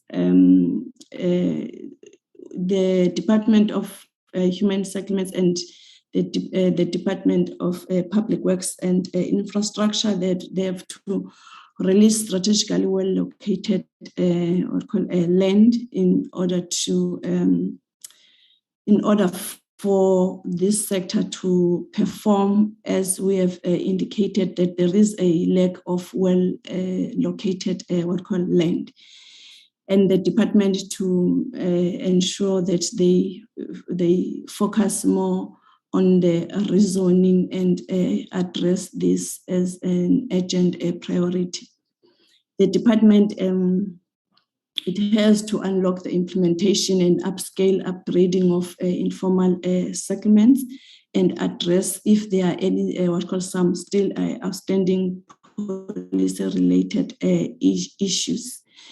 And on this point, they need to pay attention to the implementation of program management at different levels of government. The department has to establish a new set of operational and institutional arrangements with regard to funding mechanisms for human settlements programs. They also had to lead the process and urgently address the systematic issues that I've already alluded to, and consider best practice models. Lastly, the recommendation that we request the support that presidency supported by TPME to urgently coordinate intergovernmental title deed summit, and the recommendations from the summit will then be placed under the interministerial committee for land. Thank you, Honorable Chair.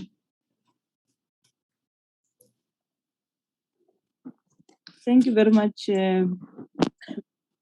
DME. DM, you want to close?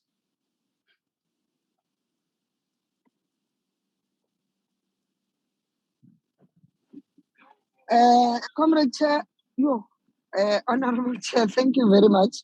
Now let's allow members to engage on the reports, and then we'll see what members will be guided by the Portfolio Committee. Thank you very much. Thank you very much. Members are welcome to interact with the report. Number 1, Nolvuyo Tafeni, Number 2, Honorable Mohotu. Number 3, Honorable Powell. Number 4, Honorable Sifai. Those are the hands that I can recognize now. Members, can we note you so that we can see how we manage time?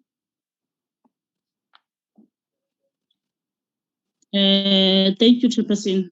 Greetings to the members of the committee, and also welcome the annual report. You Chair, Noba allocate how many minutes per person, because that is a two report is supposed to perform as members of the committee. No, I'm saying, you're saying, Honorable Tafeni?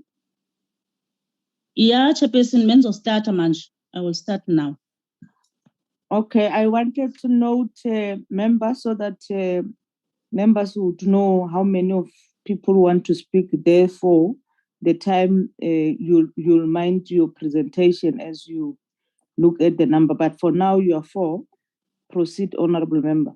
That's why I don't allocate time. Yes. Okay, thank you, Chairperson. Chairperson, the AG has raised the consent vote during 2019-2020 and also 2020 to 2021 AR about internal control deficiencies in the department. While the AG found no significant deficiencies in internal control in 2021 to 2022, it was noted that the department did not have sufficient monitoring control to ensure proper implementation of the overall process of planning and reporting is improved. And also, why were the reporting underlying data used to determine the amount of the annual performance report not reviewed appropriately to ensure that the correct amount have been used in the report? Also, how is the department responding to the AG's comment around the lack of effective and appropriate steps? Mama. Honorable Tafin, let me help. Department is not here now. Department will be coming after lunch. Now we're getting clarity from the Auditor General and planning and monitoring. Then when the department comes, because now they'll not be responding to your issues because they are not part of this meeting. Those that are supposed to be accountable. We have invited Auditor General for in the morning and planning and monitoring to give their views on the annual report.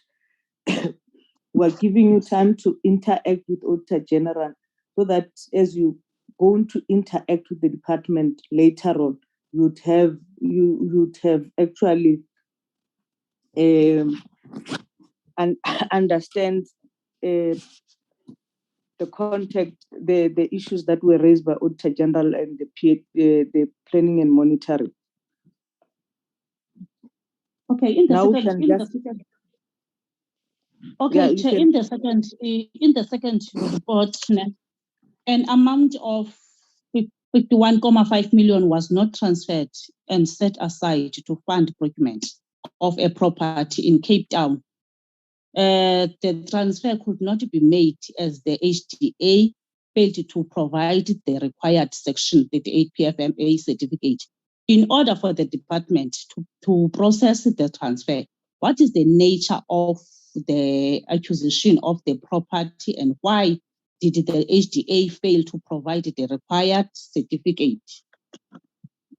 And also challenges in relation to the rezoning of land within PTAs were also due to the submission of applications, with example of Mfuleni, that frequently changed the layout plan and therefore the application for rezoning could not be concluded. How has the department responding to this challenge at the municipality? And also a total of 50.777 service sites were not completed USDG out of an annual target of 55,000, meaning that only 7.78% of the target was met. Some metros did not provide performance information. What are the reason for the failure to provide performance information by metros? I don't know because I'm in the meeting later. So I also write my questions before these departments are coming. And also I'm in the meeting by 10 o'clock. So I submit those questions, Chair. I'm listening now for the progress. Thank you, Honorable Member. Honorable Mokgoto.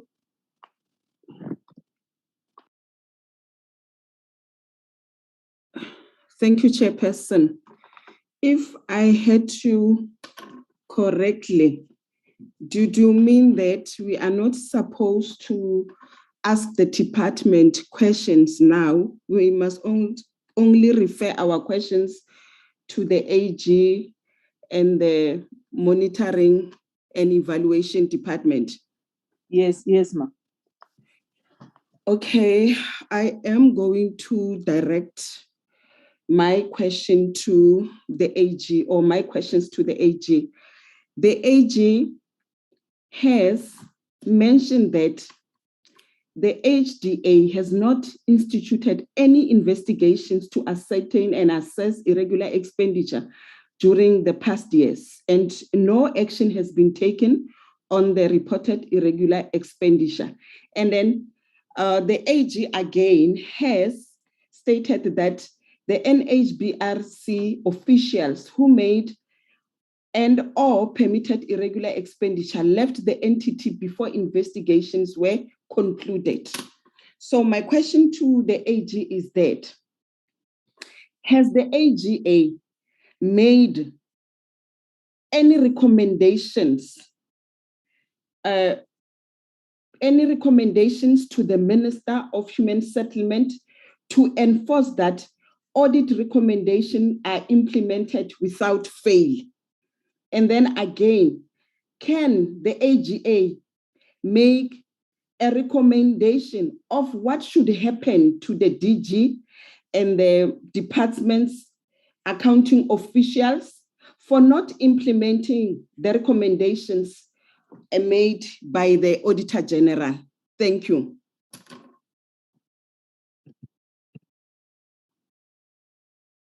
Thank you, Honorable Owen.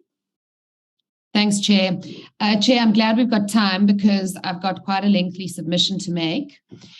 I think that our committee, well, let me first start by welcoming the presentations and thank you to the officials that presented. Chair, I think that our committee should be deeply, deeply concerned with the information that we've received today. We'll obviously deal with the specifics at a departmental level this afternoon, but noting that overall only 51.4% of targets were achieved for the whole portfolio, 71% of targets were not achieved at the HDA, 63% not achieved at the NHFC, 85% not achieved at the PPRA, 67% not achieved at the EAAB. Then on the failure to deliver houses, we noted that some provinces didn't provide basic performance information. As with reports that we've now received for the past 3 years, the financial management control deficiencies are stark. We've seen, again, non-compliance of procurement and contract management, quality of financial statements, and most importantly, the prevention of irregular, unauthorized, and fruitless and wasteful expenditure recorded at various entities. Then non-compliance on the prevention of irregular, unauthorized, and fruitless and wasteful expenditure has been recorded at 6 of our 9 entities. It's also noted that the portfolio has not adequately implemented action plans developed to respond to non-compliance raised in prior years, and that entities continue to transgress laws and regulations governing financial matters, as has previously been reported. We note that 943 million rands worth of irregular expenditure, 83%, is still not dealt with. So again, at the HDA, as has been raised by my colleague, fruitless and irregular expenditure continues unabated. The HDA has not instituted any investigations to ascertain or assess irregular expenditure during the past years, and no action has been taken on the reported irregular expenditure identified during the audit, which resulted in a qualified opinion on the irregular expenditure disclosure. No processes for consequence management have been instituted by the entity due to a lack of adequate oversight responsibility being exercised by the accounting authority, aka the board, and a lack of accountability by management. Again, this year, uncompetitive and unfair procurement processes amounted to 189 million rand. And there's no evidence that the HDA is instituting any remedial, criminal, or disciplinary action for previously reported irregularities. It feels like Groundhog Day. We've literally seen this report coming to this committee 3 years in a row.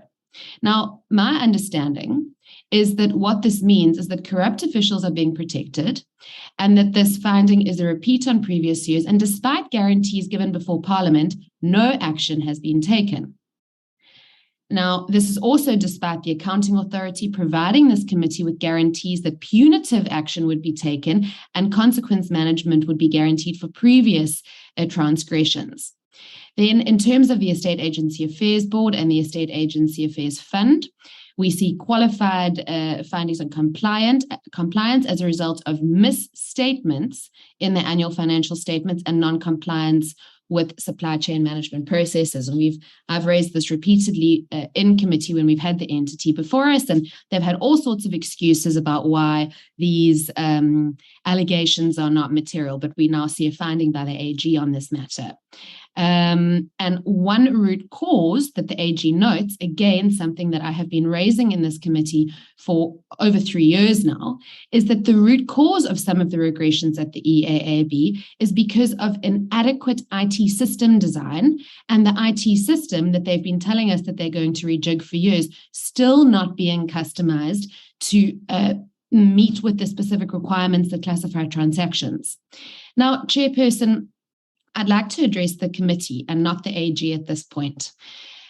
Honorable Powell, if you want the meeting to address the committee, the question you address to the AG and the DM and the plenary, and then you'll come back to the committees. Okay, all right. So in terms of the BRRR report from last year, in terms of last year's AG report and the DHS's annual report, our committee in Parliament, in the National Assembly at the end of last year, we adopted an official report that contained recommendations for remedial action. Now, I'm just going to run through 3 of the recommendations that this committee agreed to before Parliament last year in terms of preventing the recurrence of what we see here today.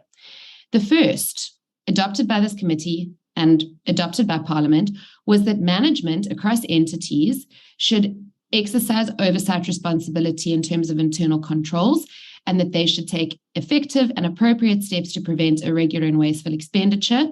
Investigations should be conducted and consequence management should be instituted on affected officials. The development of audit action plans to address root causes of irregular, fruitful, and wasteful expenditure must be developed. And then, importantly, progress on these audit action plans, investigations, and consequence management should be provided to this portfolio committee quarterly. Secondly, that the department must provide progress reports to the committee on the results of all investigations into allegations of fraud and corruption, and ensure that consequence management against corrupt officials is taken, and to furnish this committee, again, with progress reports by the second quarter of this financial year, which is now the previous financial year. And then to take disciplinary actions against staff who caused this expenditure, and that the committee, our committee in Parliament, must be informed of all actions taken again by the first quarter of this financial year, which is already gone. Then to monitor and regularly follow up, this committee must monitor and regularly follow up with both the executive authority, aka the minister, and the accounting officer and authority, so the DG and the boards, on progress on all audit action plans put in place by the department and entities to ensure improvement in audit outcomes, We are required as a committee to monitor vacancies to ensure the stability of leadership, to follow up with entities that incurred irregular, fruitless, and wasteful expenditure, and to ensure that a culture of consequence management must be enforced. Now, I just want to take you back to the recommendation that said progress on all audit action plans, investigations, and consequence management should be provided for to this committee on a quarterly basis. Now, despite these recommendations, the AG notes that the HDA audit outcome has remained stagnant from the previous financial year as a result of material misstatements and an even weakened control environment, which has seen an increased number of control deficiencies during the year. The AG has also noted management's slow response in addressing and improving key risk areas through the audit action plan, which remains a key cause of adverse findings. Chair, it is clear from these findings that in part, this has been allowed to happen because our committee is derelict in fulfilling its own recommendations made before Parliament in summoning and requesting that the executive authority, the accounting authority, and the accounting officer present their quarterly plans on turnaround to this committee. Almost a full year has passed, and we have yet to receive a single quarterly progress report on turnaround plans from an entity.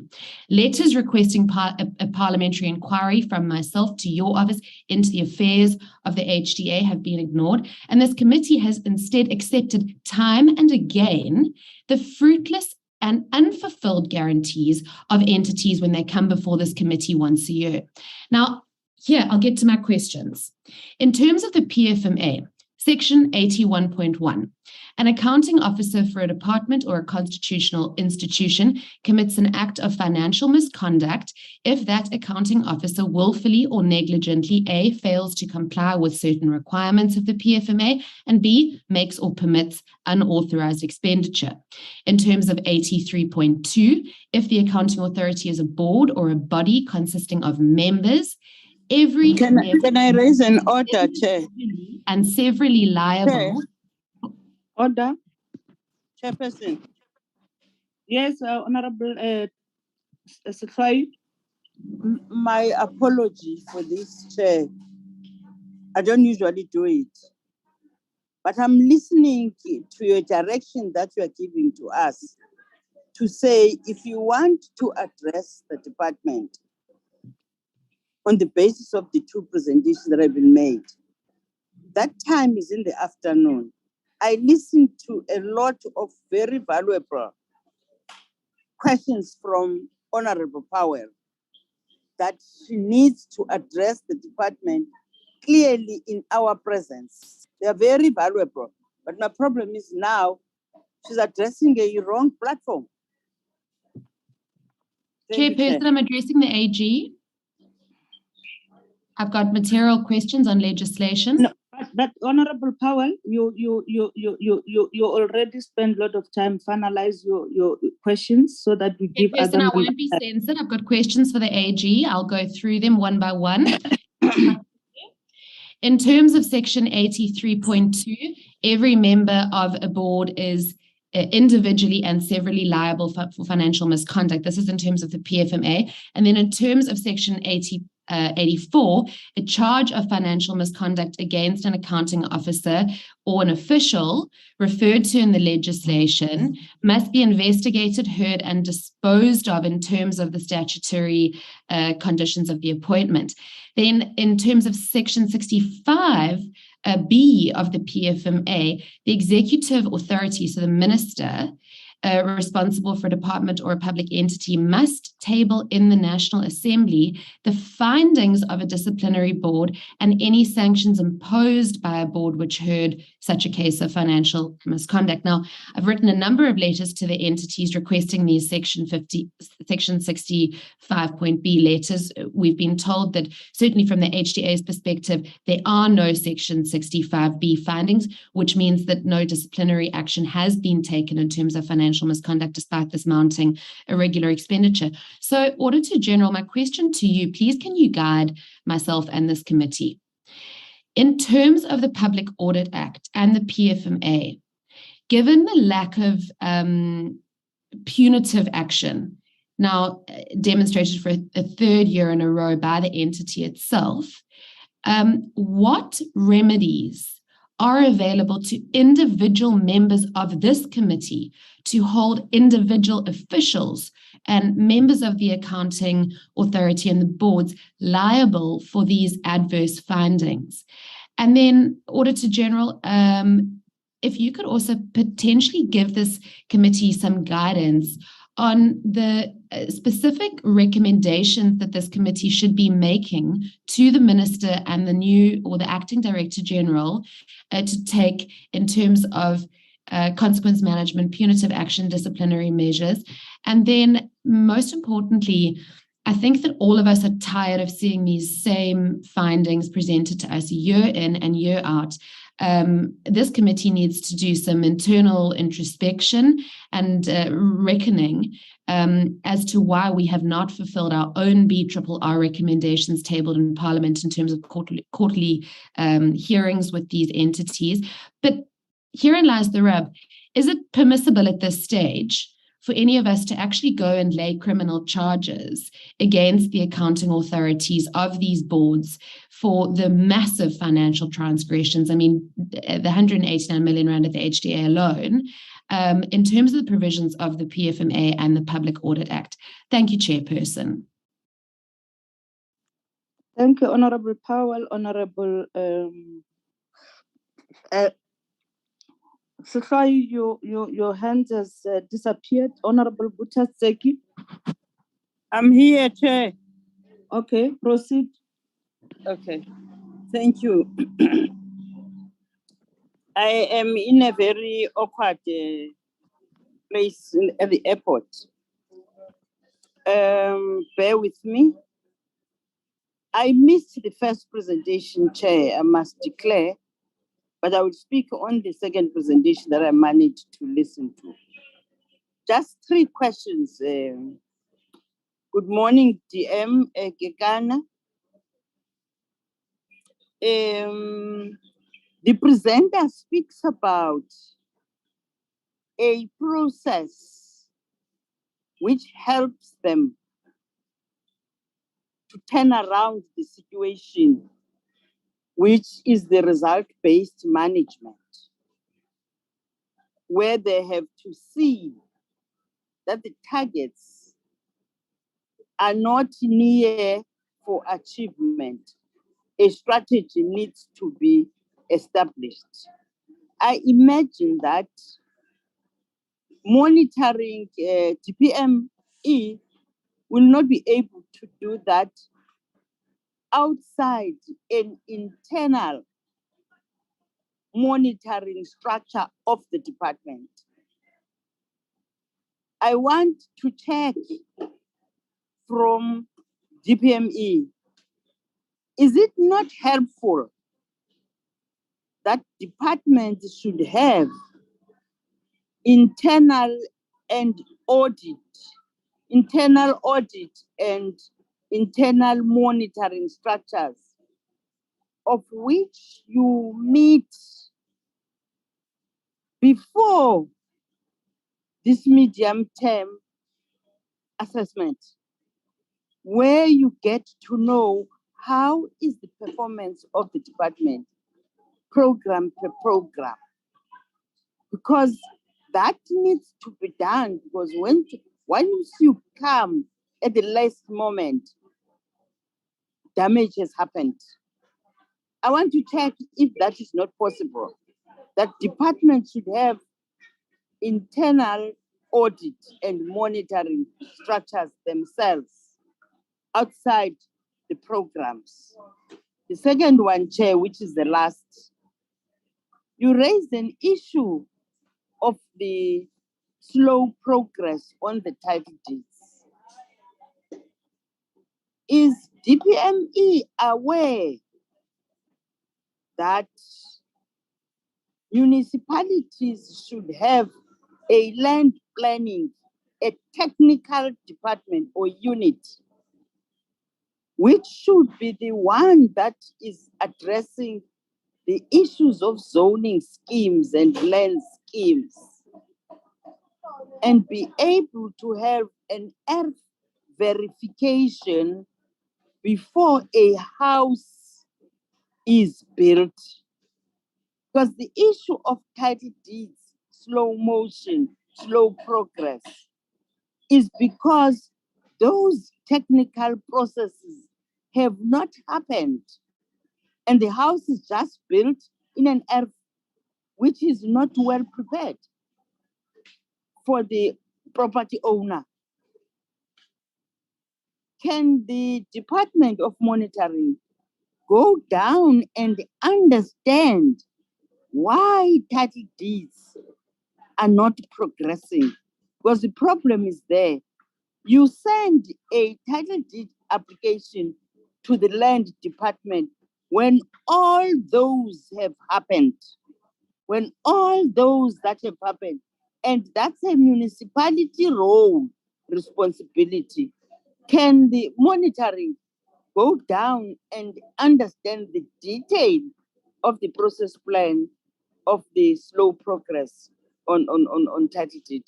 The last one is that in your recommendations, which I like, the last one, it says you will have a summit of all responsible departments so that you avoid the issue of the silo mentality. You did not mention SALGA, COCA, more especially technical department to address some of the issues. If you can include that, I will appreciate. Thank you very much. Thank you, Honorable Sky. Honorable Butas. Thank you. Thank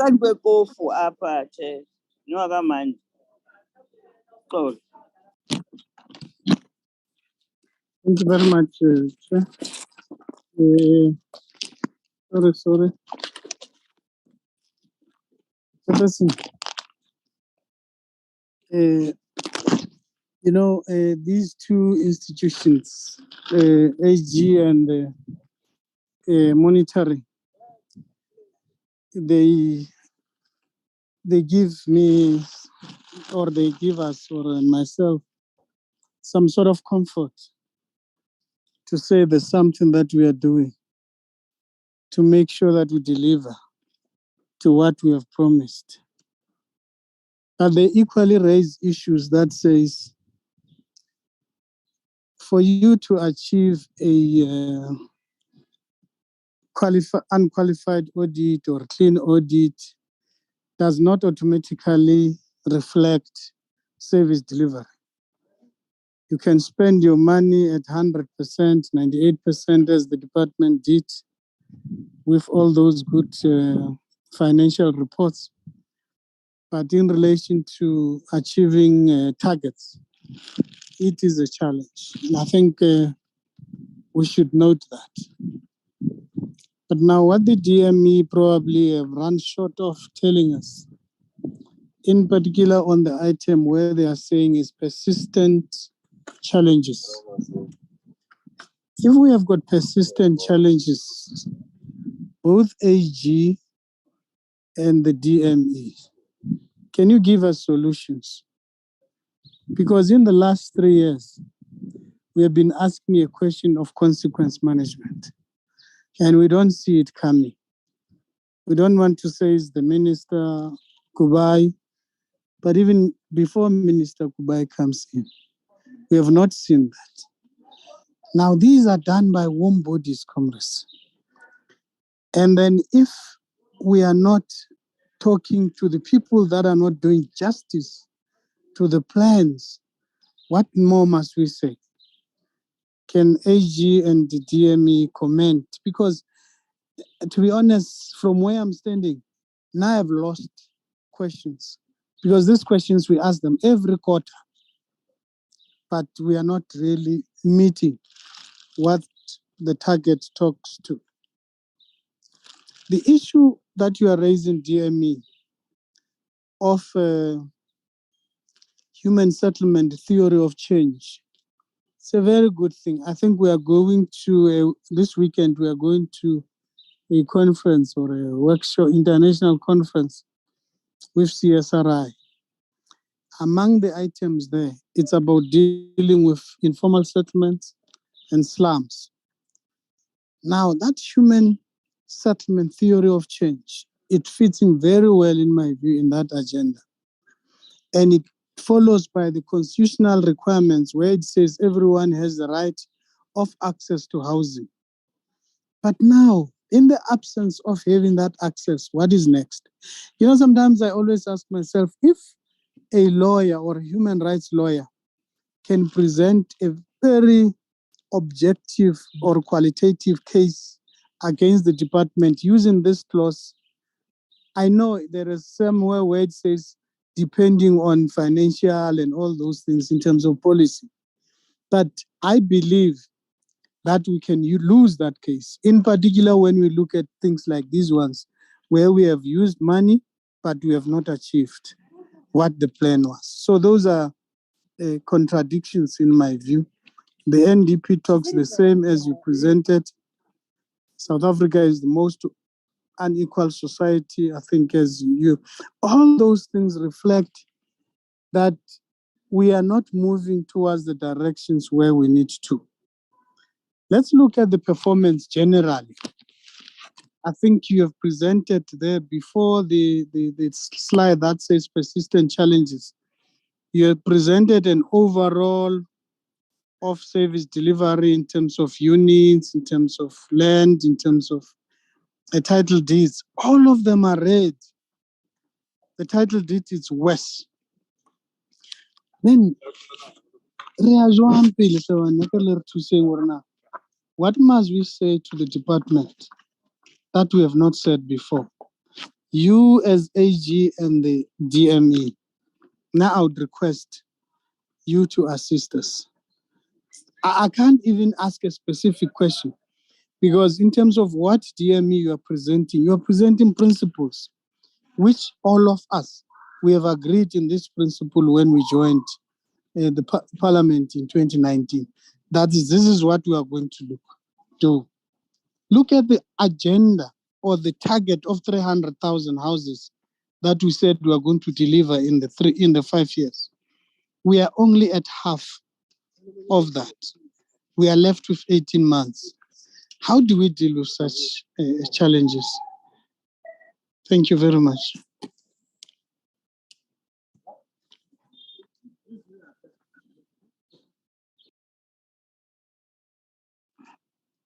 Thank you very much, Honorable Zeki. I don't see any other hands. Let me ask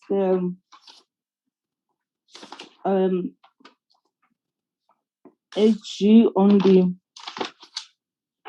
and welcome the presentation. It's empowering. One has this question on the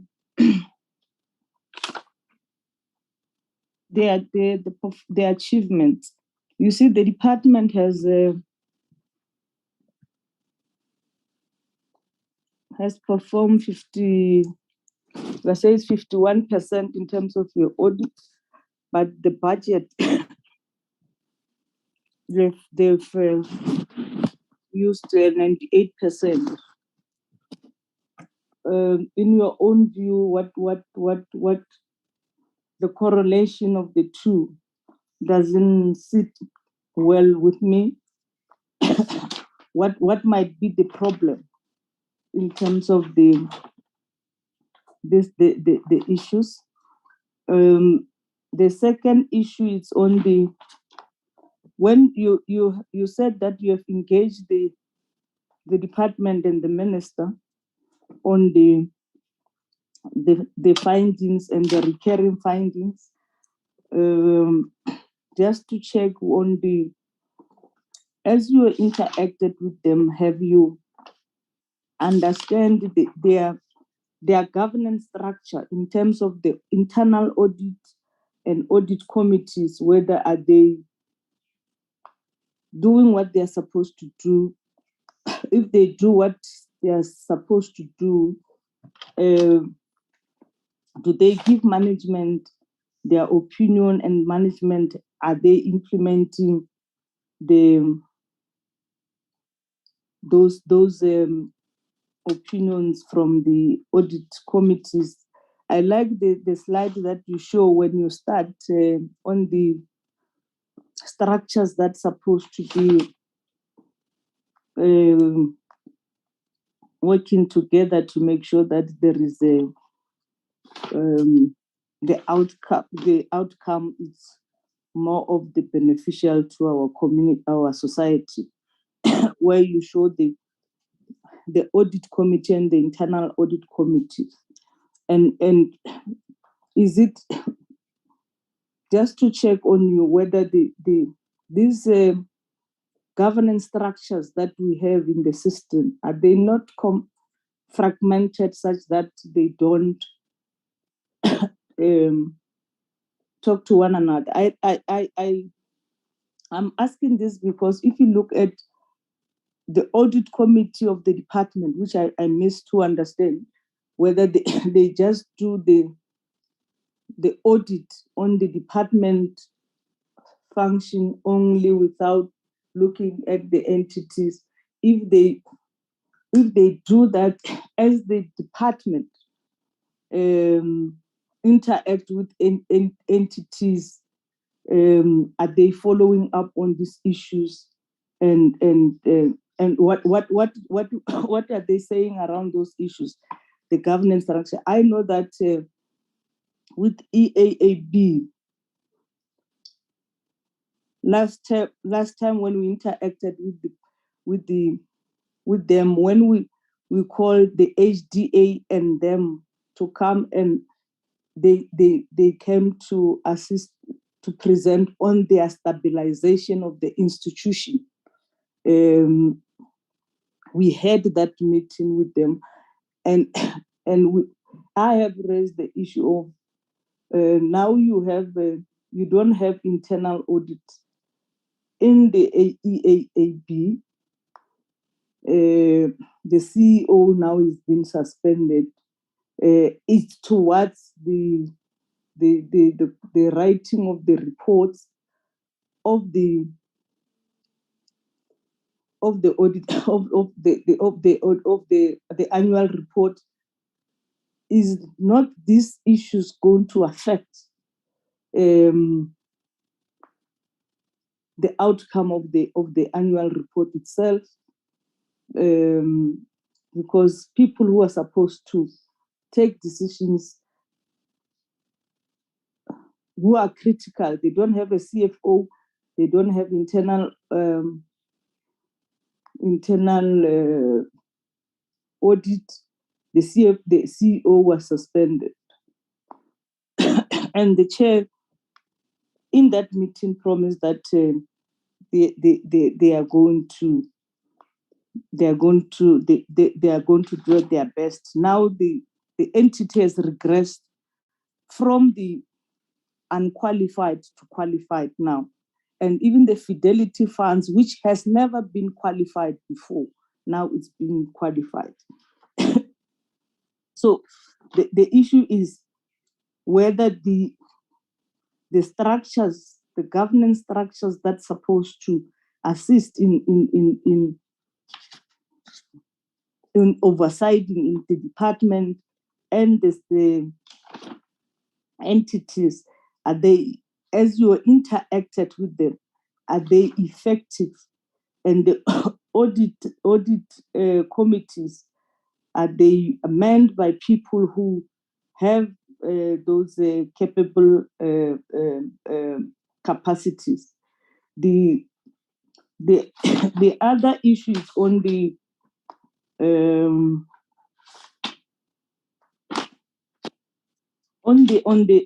HDA, which we have met with HDA on the 25th of May this year. The chair indicated, as we were asking the same questions, that after we've received the presentation from the SIU, we asked the chair on the while the SIU is busy with these investigations, and why are you not actually doing your part as the entity to deal with the with the structures, and they've actually presented to this committee on the 25th of May, if one should remind members, that they are investigating. They've even submitted a condonation report to this committee that members has asked the HDA to submit, and now your finding is that they've not done anything. Is it because they ask, they deal with irrelevant things, or they are not dealing with the root cause, as usually we ask them, that the action plan should actually deals with the root cause? And then on the DME, I want to welcome the issues that the DME is raising. But one of the things that I wanted to check, I hear, but the DME confirmed that, but I was worried when the Auditor-General raised the issue that on the MTFS, the department has reviewed the target and it was actually approved by Treasury when the MTFS is supposed to be approved by Cabinet. I just wanted to, but I've had the planning and monitoring confirm it, just clarity, that because the strat plan and the APP were presented to this parliament, if there is any amendment, were they not supposed to be presented to the committee so that the committee can know that there is that amendment of the target, the target of the MTFS. And one note again, the summit that has been proposed, which we are welcoming. Actually, we were intended to have a workshop and with the department and on the title deed, and we want to welcome the suggestion as proposed by the DME DM that as a portfolio committee would want to participate. The last thing is on the reporting mechanism. The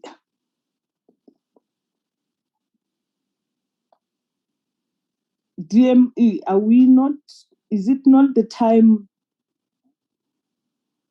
that we should then actually assist the department in terms of reporting mechanism as they report, particularly to Parliament and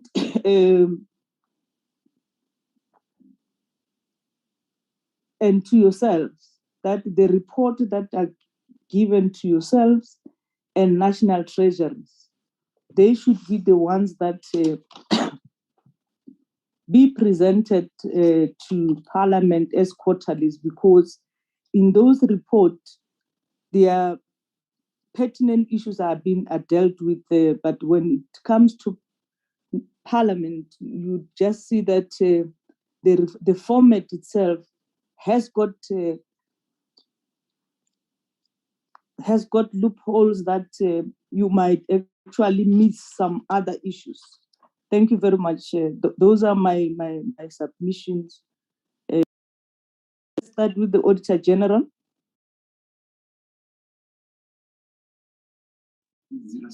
Chair. Honorable Chair, because I know I'm going to go into another meeting, just one comment before the AG comes. I know the department will be able to deal with all these things. I think we note what the chair is raising about the sequencing of reports between ourselves, the portfolio committee, and Parliament. But just one thing that you raised as let me just give an example of the amendment of the targets, or even if a department want to amend the APP. That process cannot arrive in Parliament without you having gone through it and okaying it for it to become amended through Parliament. That's one of the things so it means we should ask difficult questions even when the amendments are done, to say, why did you just suck when you did this APP and the targets, and why are you coming in the middle of the year to do those amendments? So certain things, in a way, for lack of a better word, becomes malicious compliance. People just ticking the box, but under normal circumstances, they realize that maybe certain things or targets that cannot be achieved. That's why I like the approach that we had yesterday with our departments, where the AG was presenting before, and even what this portfolio committee is doing, to say, let's hear what the AG is saying, let's hear what DPME is saying, and then go to the department. The reality is that all departments have monitoring and evaluation units. So they must have truth. Even ourselves, I can tell you, Chair, where we are. Even if we are able to give departments reports to say, here, this is where you are lacking, because there's no act that empowers us to whip them accordingly. They just take all those reports and not comply on certain things. So that's why we are now reviewing some of these things and the status of DPME, so that whatever we say goes.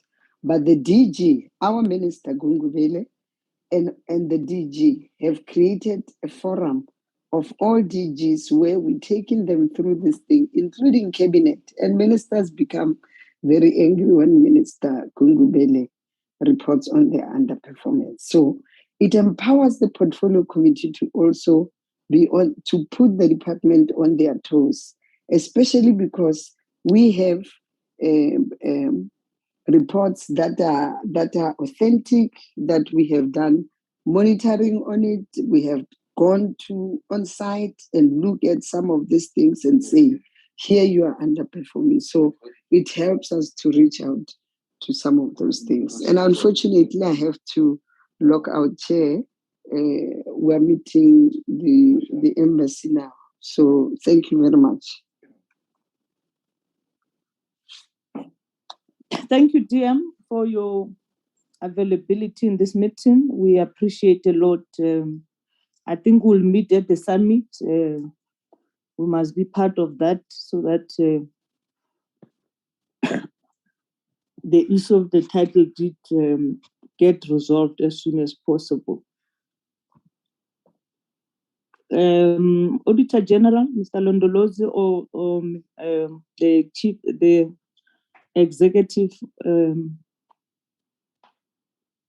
Who's starting? Thank you, Honorable Chairperson. I can start if Corne will allow me. I tried to group the questions as much as they would have come from the different honorable members, and those that are similar, and I try and respond to them with one response, Honorable Chairperson. And the first one is around HDA. I know that Honorable Mukhotu, I hope I'm pronouncing it correctly, as well as Honorable Powell, as well as yourself, Honorable Chairperson, all asked about HDA and what happens in terms of the investigations around the irregular expenditure that we keep reporting on. So I think it's important to also highlight the fact that the board, or at least the board committees at the portfolio, most of them were appointed around November 2021. And this would have been a commitment that the minister would have made when she took over the portfolio. And we had our first interaction with her. And in that particular engagement, she did say that she is working on ensuring that all of the entities at least have a permanent board appointed. And I think it must be commended that in most cases that did happen. Most board, or at least the board of directors, were appointed around November. Now, this means at HDA, for example, the board would have had 3 or 4 months in order to understand the issues that would have been raised previously. So when we report that there was no investigations on previous reported irregular expenditure, we would have referred to the fact that the board, or at least the interim board that was there before November, did not investigate previous irregular expenditure. And the new board would not have had enough time by the end of 31st of March to then do anything about those issues that we would have raised. And I was going to raise, Honorable Chairperson, the fact that perhaps when we then start the new audit cycle, that should be one of our first focus areas as we plan for the 2023 audit cycle.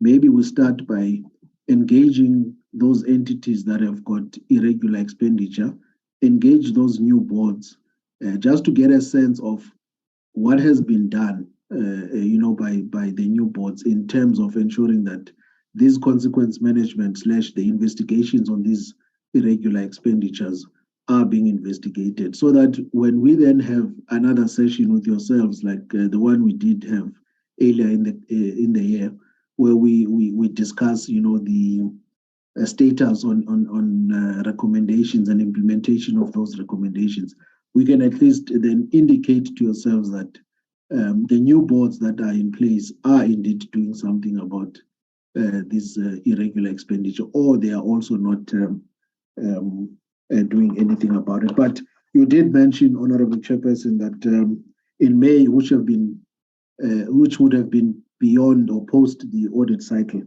there was an indication from the HDA board that something is being done with the irregular expenditure, which should be welcome then. But I would then recommend, Honorable Chairperson, that when we then meet the committee early in the next year, we also just maybe focus on what these new boards are doing about the irregular expenditure. Also, Honorable Powell then asked if there are any recommendations that can be made around financial misconduct and the lack of, remedies. I think my approach on this one would be in instances where financial misconduct has been reported, something has been done, at least by the department. An example is the investigation that is currently underway against the CEO at EAB. So in instances where there has been financial misconduct reported, an investigation is being carried out, and this is a requirement by, the Treasury Regulation 4.1.3. So the concern by the Honorable Member, Honorable Powell, that at HDA this does not seem to be happening. As I guess then with the new board and them indicating that already they are investigating irregular expenditure, I would also recommend that the portfolio committee maybe ask, whether indeed there haven't been any of these financial misconduct that have been reported that previously were not maybe reported to the members. But I think with the new board having already demonstrated the appetite to perform investigations, I think further engagements around any specific reporting on financial misconduct, I think it should be easy for the members to then get that information, if at all there has been any financial misconduct committed. Maybe once the investigations have been performed and completed, perhaps it will be clearer for the HDA board to then come back to Parliament and indicate that the investigations have identified instances of financial misconduct or not. I think for now, my recommendations, Honourable Member, would be, you allow the board to perform those investigations as they would have indicated that they are doing something about irregular expenditure, unlike in previous instances, as you would have mentioned. And I think Honourable Sihlwai, that the comments and questions were addressed to DPME as well as Honourable Tseki, unless I misunderstood. And if I come to your other comments, Honourable Chairperson, the engagements with the minister, the minister did acknowledge the issues that we've raised in the presentation. She is familiar with them, and she did make commitments, as I would have included in the presentation itself. She's made commitments to try and address these issues. Commitments around the MTSF processes, the issues around amending the transfer of grants to provinces. So those are the commitments that she would have made in order to try and improve on some of these concerns and observations that we would have raised. And in terms of the governance structures, what we've done and per the audit, or at least per the entity, what we find is that those governance structures, Honourable Chairperson, do perform work, do make recommendations, but you might find that perhaps then, as I would have mentioned, that there is a slow response from management to implement those recommendations again, which is something similar at, when you bring in the external auditors, where we make recommendations and we find that, the management is not necessarily responding with the agency in order to address those issues. And this then links to the role of the national department, where we then find that the national department itself, in performing their monitoring of these entities, there are issues that are raised. There are recommendations that are also made. But what we could not find evidence of is whether then the national department goes back to those recommendations that they would have made, in addressing findings they would have reported to the entities. And that is the discussion that we are currently having with the national department, to say it's not enough to just raise findings on your monitoring processes and not go back and see if those issues that you would have identified have been improved upon by the relevant entities. You are correct on the on vacancies in senior executives having an impact on the control deficiencies, Honourable Chairperson. And we are seeing it, for example, at EAAB, as you have mentioned. So over the years, because we would look at a portfolio, you might find that entities that have those executives in place, their outcomes are not as bad as those that would not have executives, appointed.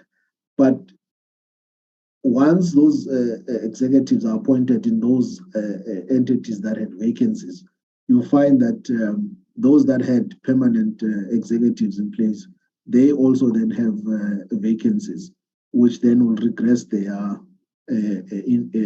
control environments. And now what you see is that overall, when you look at the portfolio, one entity might improve because they would have made the necessary appointment.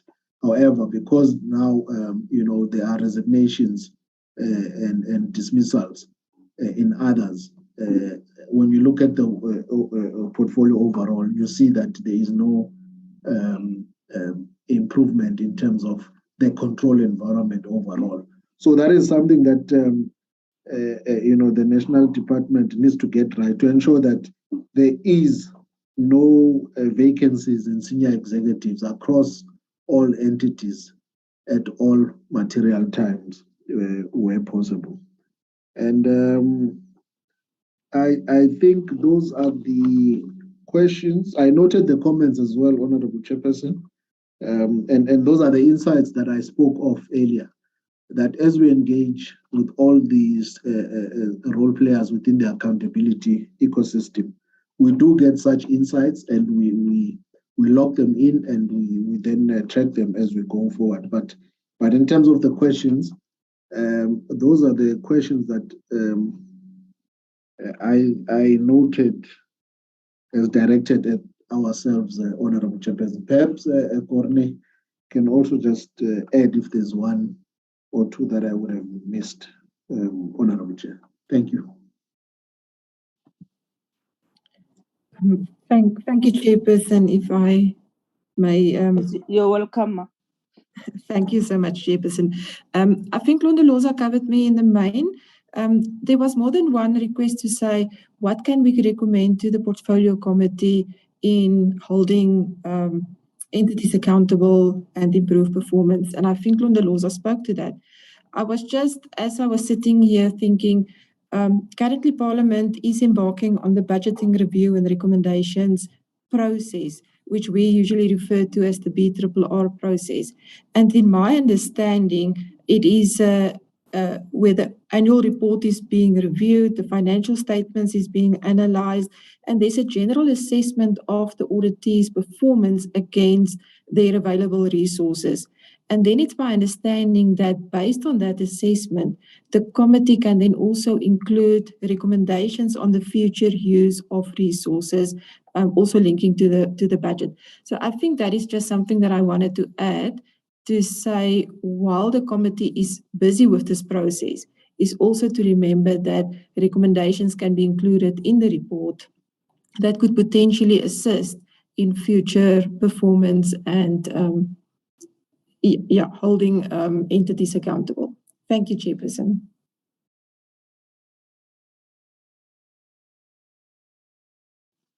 Thank you very much, DME.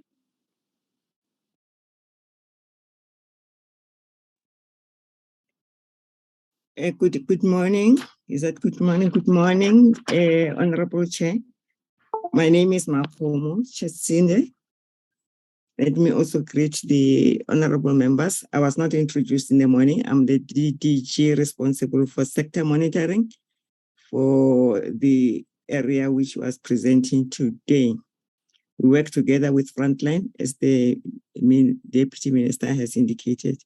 Since the Deputy Minister has left, I thought I would take that opportunity to wrap up. So let me ask Kifiwe to respond, then I will wrap up with the other questions, which most probably, she may not be able to deal with from the perspective of management. Thank you, Chair. Kifiwe. Thank you very much, DDG. Honorable members, Honorable Chair, thank you very much for the comments as well as the questions as raised. I'm going to start with the comment and the question from Honorable Siflwai. I will cover the area, then the DDG will then add. The question, it was on saying, is it possible for DPME to work outside the current structure, like internal monitoring structures, and how is the process of Department of Human Settlements in terms of doing the monitoring per program. In terms of the current structure that we are using as DPME, is we are monitoring using the structure within DPME that we work with the department as the department also has their monitoring what called a unit within what called the department. And as DPME, we don't get up to the level of working with their audit unit within the department. We only work with the monitoring unit. Then on the issue of the slow progress on title deeds, I want to agree with Honorable Member Sihluai that in terms of the planning processes at the municipal level, that's where most things they are not happening. We all know that plans are being submitted, and then layout plans needs to be approved, and the whole process of township establishment. Yes, technical problems, they affect the processing of the title deeds, the ones with historical blockages, like the ones of 1994 as well as after 1994. And with the current title deeds from 2014 to 2019 up to the MTSF ending 2024, we should not be experiencing such technical problems, because the projects are approved prior the project commence before the contractor goes on site. But what we have actually observed, of which this will be proven during the summit, because there are a number of reports also that have been produced with regard to the title deeds. The report that I'm referring to, it's a report where it was tackling the approval of the title deed restoration grant that was set aside by National Treasury to address this problem. But what we have observed is that there is a working relationship that is not being taken serious, both by a municipality and a province. And you'll find that some of the provinces, they don't even put aside the this budget of processing of the title deeds.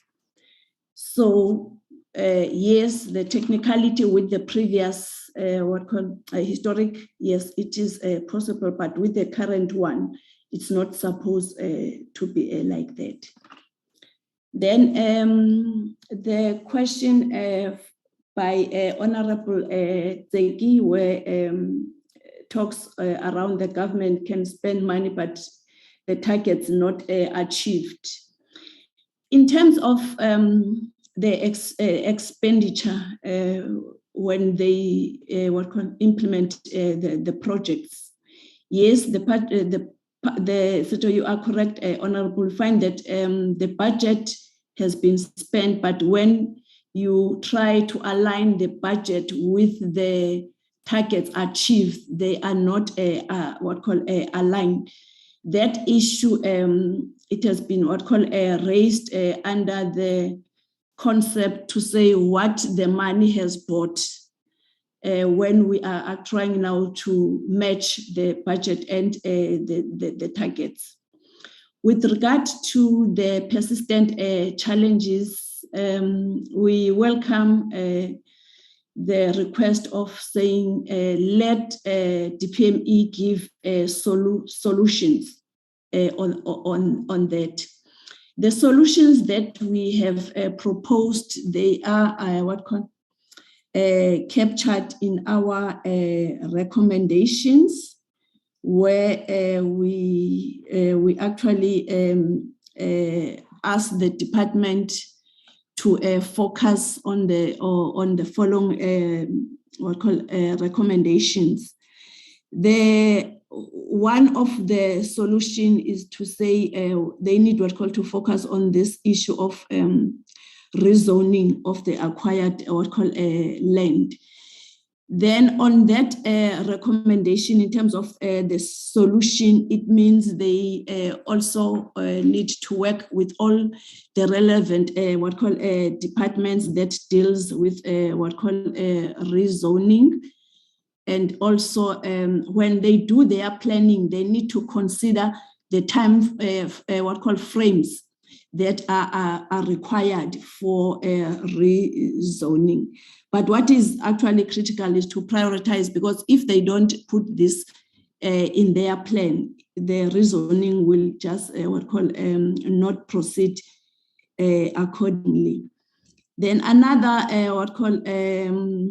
solution that we proposed is on the upgrading of human settlements.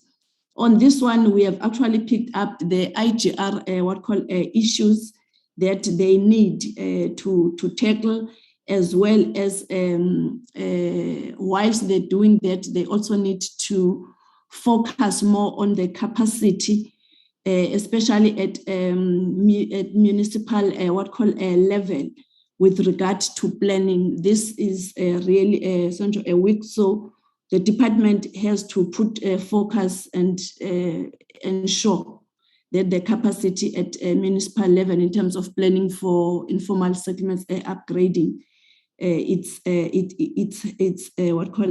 happening, while also addressing the issues around the institutional arrangements to inform the whole value chain in terms of housing development.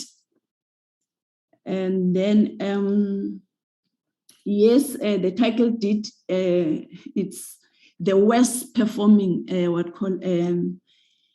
indicator. That is why in the recommendation we proposed or requesting that Presidency and DPME coordinate the summit that will bring all the relevant parties.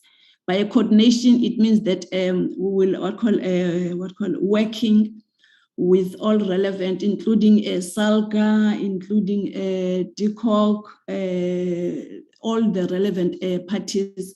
We will work with to make sure that this summit really it brings everybody under one roof in order to intervene in this indicator. And what is also bad on the issue of the title deed is that people, they are sitting in, or they are living in their houses without a title, and they can't move in terms of also economic growth. If the one wants to sell, that is why there are a number of informal sales.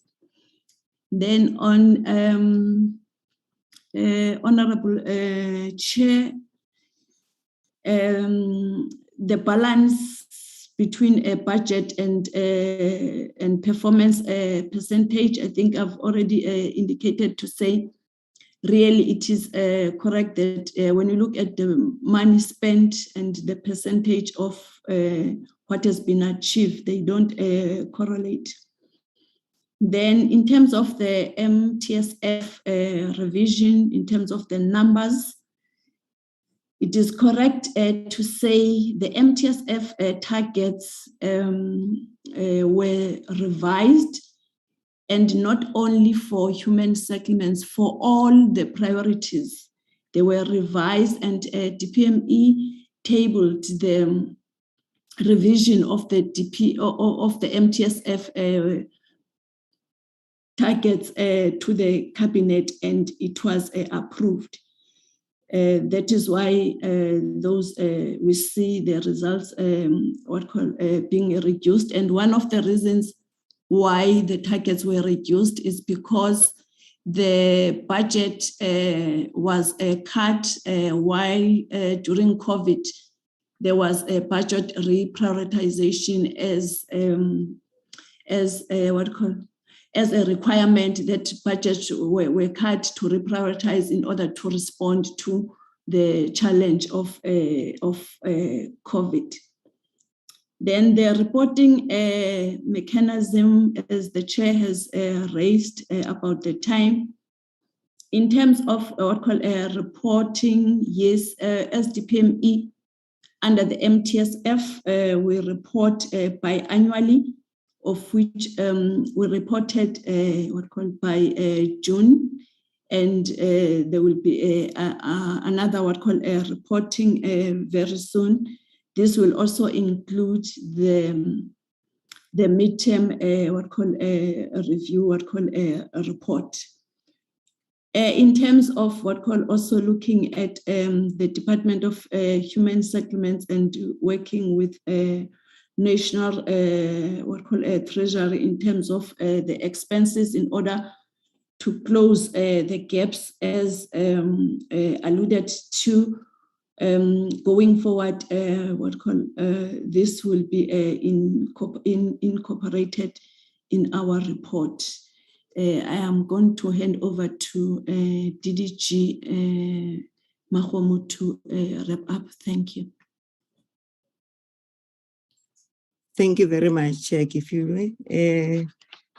Let me greet again Honorable Chair and Honorable committee members. As I'm wrapping up, I think Kifiwe tried to cover everything. I'll just emphasize here and here from the management perspective on very few things. The issues, one thing which I'm very happy about is, that our reports are now welcomed and are also being used. And one thing I don't want to miss the opportunity of saying we've got quite extensive information. I had also asked that supporting documents be submitted. I think I saw our consolidated MTSF report, and there should be one for priority 5 where this department fits in terms of the 7 priorities of government, and also the report which is specific to human settlement. So I requested that there's a lot of this in all these priorities are interlinked and they work together. So the whole issue of silos, we are trying to break as government. So it is very essential to actually if there is time to look at the whole pack, each one of those to have in our website, as well as we can offer if the need comes anytime. We will do that. So that is the opportunity I really want to offer, that this information is available, a very extensive and intensive analysis which we've done. So I want to raise the issue of consequence management. We have got a challenge in there with regard to us from the monitoring perspective. I mean, sector monitoring is the one which is responsible for MTSF. I'll link it up to the question of regular reporting. I think if we were trying to touch on it, I want to come up with the decisions, the recommendations which we made in our reports, and most of those recommendations which you will see today, they were also provided and made to the cabinet. So we raised this issue that we don't have a lever of making certain that departments are really responding on our recommendation. DM touched on the legislative side of it, which we are dealing with as well, by the planning unit, a bill for our department to have teeth. And then what happened in the last cycle of reporting, the POA week to the cabinet for a report, the president took it to himself, that he will take over this part. And then all our recommendations as approved by Cabinet are now Cabinet decisions. And then we were instructed to actually write letters with those Cabinet decisions, particularly to individual ministers. So the letters we wrote are ministers to ministers, co-chairs of clusters, DG to DGs, and we are going to be tracking performance. So the first reports which we are going to get, at that level, which is the level at which the Cabinet now takes responsibility of this, because we failed from our side. They tell you your recommendation is just a recommendation. I'll take it or not take it. But the decision of Cabinet is something else. So, they are reporting now, the departments, the 14th is our deadline for the MTSF reporting after they've reported on the APP. I'm going to link that to the request about the regular reporting and the alignment in terms of the reporting template.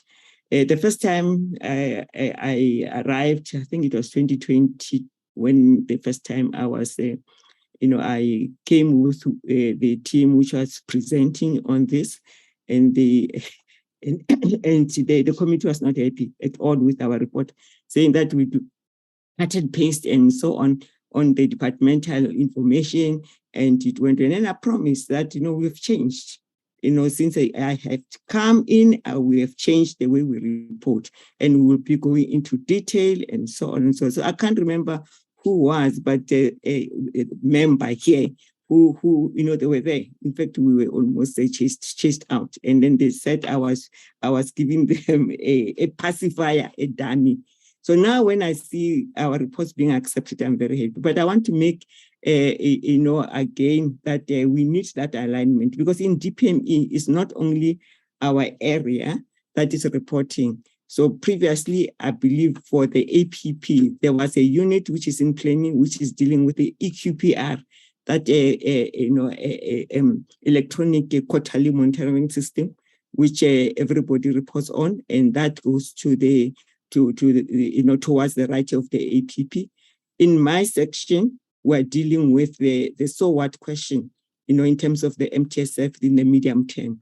So because we go deeper into giving the flesh, if I can put it that way, that's why they always pick us on us to come and represent the department, in all spheres. It doesn't matter which sphere. So, but if we know, what will assist you, we customize the presentation for your use. That will be very, very helpful for us, because every time we don't know how far should we go, what should we put in there, because we are really trying to empower Parliament, and the Cabinet and everyone else, with regard to what they are doing. So we don't have one presentation fits all. We try to read and find out what support is needed and contextualize in the bigger so what question, what is the impact, what is the outcome, and so on and so on. And that drives performance better than targets met, target not met,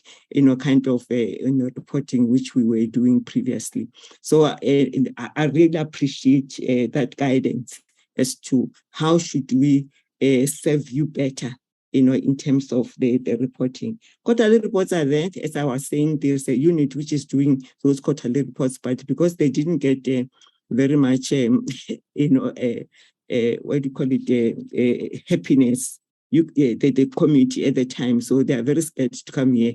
So now it's us who are here coming with a little bit more detailed, but we can, work on this. And then if there is a quarterly reporting mechanism which is requested, we'll go back and work with that unit. And the other units, for example, the one for frontline, which has to be going, having similar quarterly going around as compared to us. With us, Cabinet said, it's too frequent. It's not easy to really see the difference in terms of the outcomes and the so what, because the change which comes is very slow. So we keep on almost, reporting the same thing. That's why they prescribe, before my time, they prescribe that the quarterly reporting must be reduced to, what do you call it, the biannual, reporting. And then that also, brings me now to the issues of the MTSF amendments. Because I think Kifu tied it up, and this MTSF itself, because it's also linked to performance of ministers, that was very critical. That they said no, you can't measure us on the before COVID. So that is what pushed the us and departments towards amending as indicated, and the cabinet approved that. So there will be a little bit of changes there and there, but we're putting an eye on it because we don't want under targeting, because we've picked it up in other areas. Other people make use of this opportunity, which came because of the COVID and the budget, to start now to really under target, so that they can have the greens. But that defeats the purpose, because the purpose of the MTSF is the 5-year chunk of the NDP. So it's the build up towards the management of the NDP, how we are from the NDP. And the APPs and they are the build up, 1-year build up into the MTSF, medium term strategic framework. So that alignment, we are busy with it. We will make sure that we get it right, and that we shouldn't water down what we had planned before because of misuse of that kind of opportunity. So I think I've covered more. Okay, the last one, which I thought it was very fundamental, came with Honorable Ziki about whether we can use cases. We will use cases because of how we do things and how things are not done, and nothing is done, and it's frustrating. I was telling this very group last night that for me, I'm 62 years old, 63 years. It took me 34 years to get my title deed, and what I did once I found out there's this thing when we are reporting this challenge of a title deed, when I came to DPME, I went and do a sit-in in Mangwe in Christmas and refused to leave until they attended me. And then I looked at the process. I had to move from one office to the other office to the other myself, and use my own phone, use my own everything, resources. They even made me pay 32,000, to get my clearance, regardless of, whatever, the receipt and everything which I have, because I stay here and then they believe that nothing's happened. But 34 years, for me, from the previous pre-94 targets, to be able to get to where I am. And I can tell you, I was able to deal with this matter, but I was frustrated until I pull in, my ID, the card for the government, whatever that I'm in the presidency, whatever. And then that is not appreciated, because as us, we have to be sensitive to the communities, regardless of where they are, whatever they do. And I was really not happy with that. So I really believe that we have to be looking at that, and the civil cases, this we won't win, because these are constitutional matters we are dealing with. And it's people's lives. We are frustrating people if we are not able to perform as government. And we're trying by all means to push that envelope the best way we can. And then with you and all of us working together, I believe this slow progress which we see all over, it's not only title deeds, everything is just too slow. And for me, I believe that together, as a unit, like now I'm seeing the way we're working and then reporting, it's like we're sitting together with AG, and I'm very, very happy with that. And if we can work together and then to deal with these matters, yourselves at an oversight, ourselves where we are, as operational that we can go very, very far. Thank you very much, Chair. Unless there's anything which I have left out, I remember Chair said something very important, but I can't remember that what was its Chair, which I wanted to address. In terms of your own question. I remember the confirmation of MTSF. Yes, we've done that. And we do all welcome the title deed workshop or the summit. We all are welcoming that. We have been pushing towards that. And we believe that something tangible will come out of that to empower our people. Thank you very much for the opportunities which we were given. Help us. We continuously sharpen, our truths. We continuously sharpen, our reporting mechanisms, everything. What we need is to add value. We just don't want to work.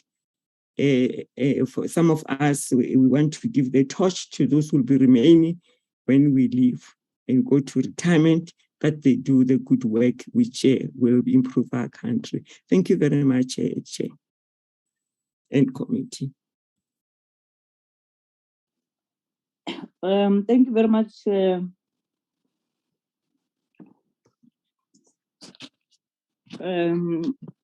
DPME and Auditor-General for the response. Honorable members, let me take this opportunity. Honorable Tseki, I see your hands. Is it the legacy hands? Because we must pass now. Okay, thank you very much. Thank you very much. Chair, where's the DPME? Is she not here? She has left. Sorry. She requested to be relieved. Okay. Yes. Thank you very much. We have been empowered to interact with the department through both the report of the DPME and the Auditor General.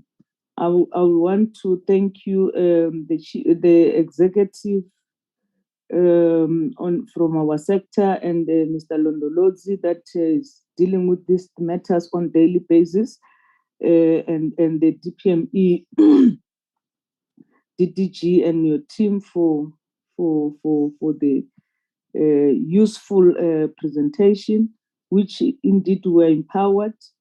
Would continue to interact with yourselves to better our oversight role, so that our people can get what they deserve. Thank you very much, and I'm going to release the Auditor General, and the DPME members can remain, so that we we deal with some in-house issues.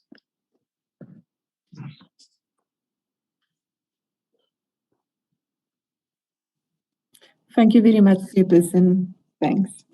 Enjoy the rest of the day. Thank you. Mr. Londolozi, thank you very much. Thank you very much, Honorable Chairperson, and to the honorable members.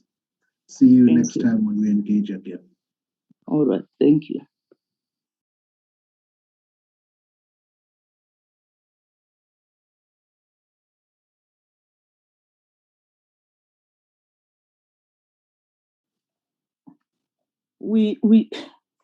We have received the request from the House Chair on our program that we have to finalize the bill as soon as possible, so that we give NCOP enough time to unfold with the processes of the bill. As you know, that the bill is a Section 76 bill, so they will be required to go on public hearings, do the same processes that we have done. So the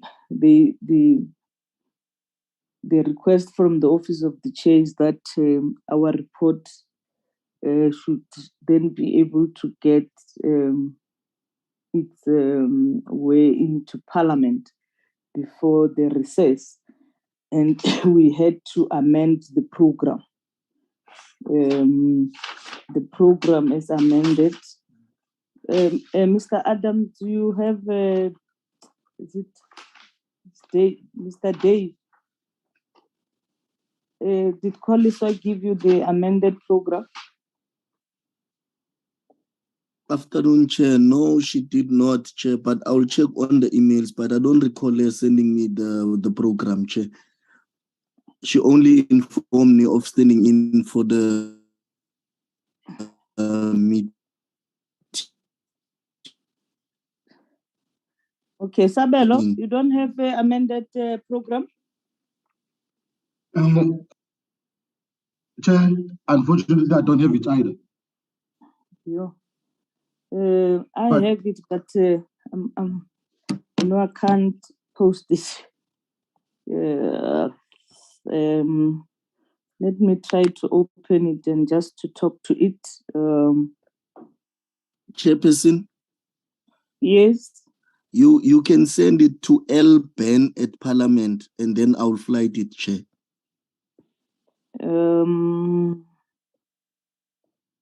Yeah, let me go. Yeah, okay.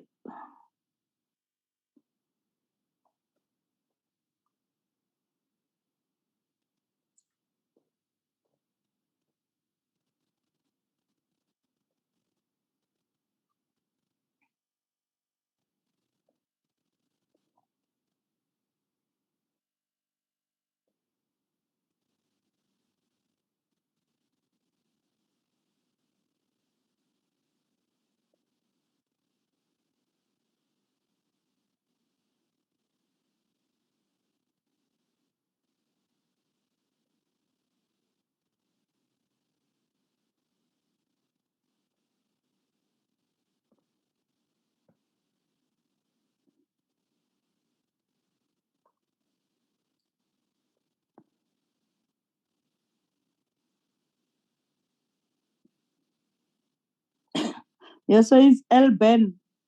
Small letters. Small letters, Chairperson. LBen, small letters. L for love, and then yes. BEN at Parliament. Okay. At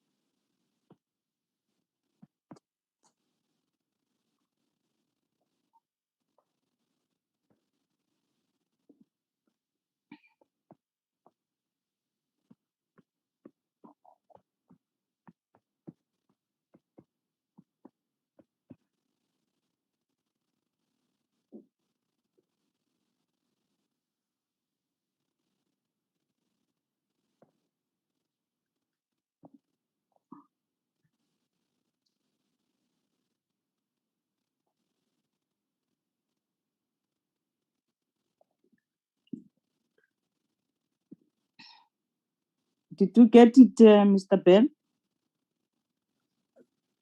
Not yet, Chair. Maybe it's still coming, Chairperson.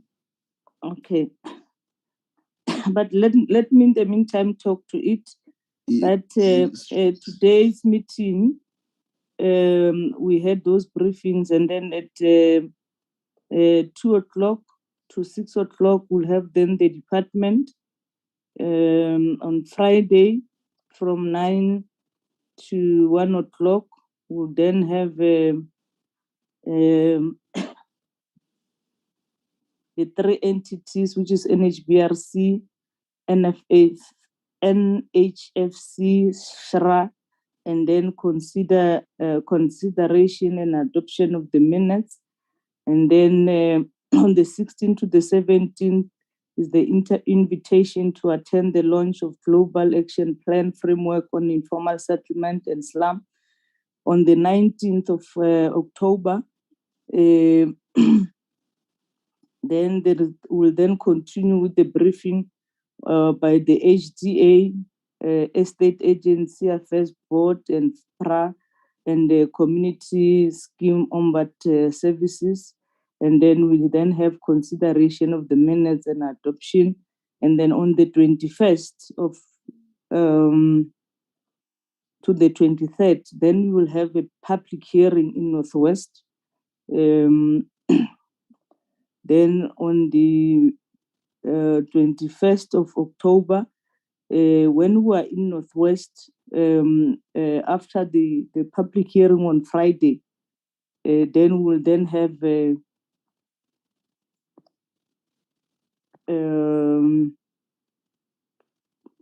meeting on Friday from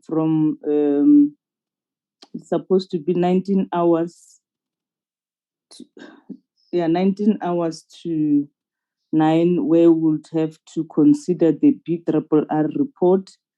And then on the 4th to the 6th of November, then we're going to have public hearing in Western Cape. And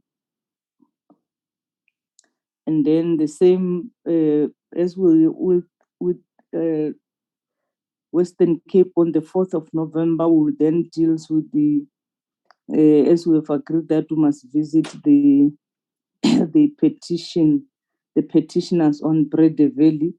Then we'll actually visit the area on that Friday before we proceed to, after we have public hearing, we'll proceed to visit to those areas.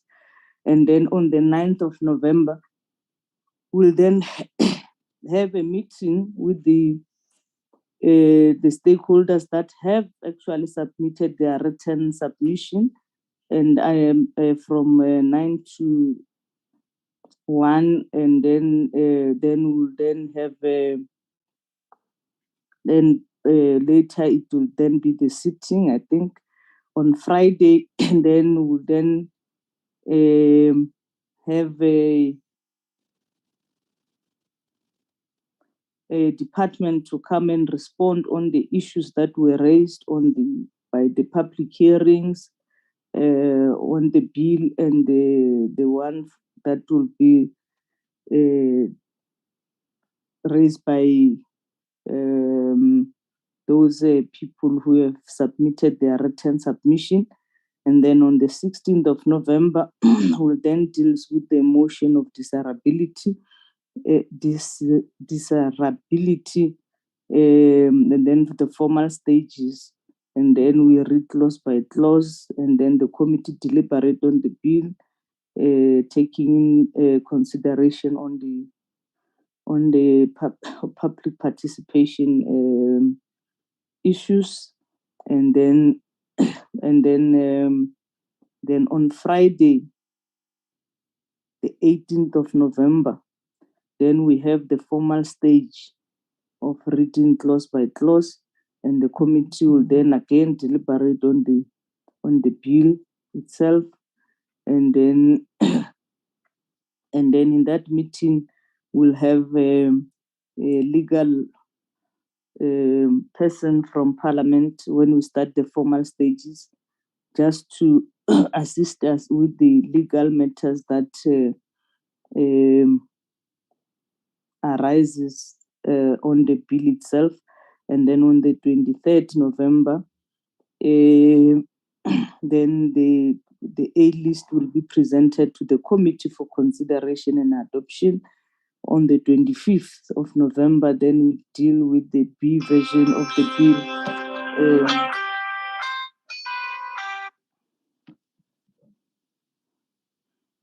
The B version of the bill, and then we adopt the committee report, and then it will then put on the ATCs for deliberation by Parliament. And then on the 30th, we're supposed to deal with the workshop on the issuance of title deed. Maybe members can guide, because there is this thing of summit that is coming, whether we still need that. And then the program would end on the 30th of November in terms of the guidelines, because from the 5th of to the 15th of December, it's a constituency period. So that is, and then the rest of the issues that we had on the program, they'll form part of the first quarter report, on the first quarter of the next financial year. They will not get lost in the system. So that is the proposed amendment of the program, for us to be able to close the year with us adopted the bill itself.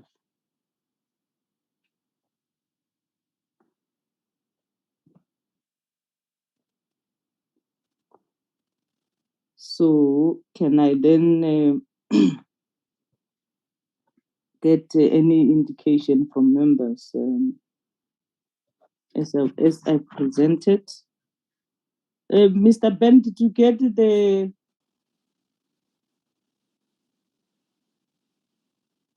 program?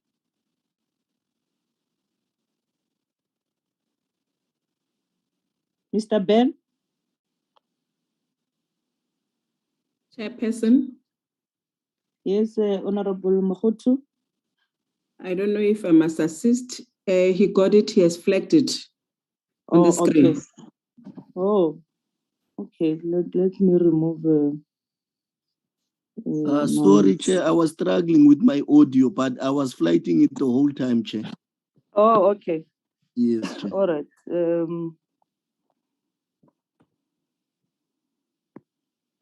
So that is that, members. Can we get members to speak to the program as amended?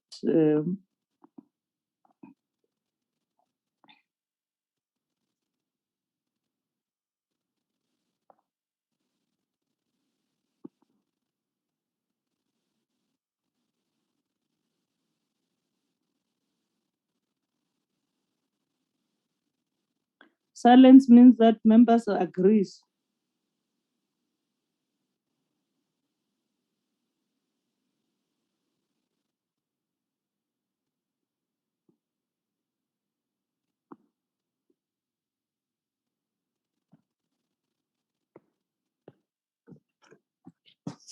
Honorable members, or am I audible or?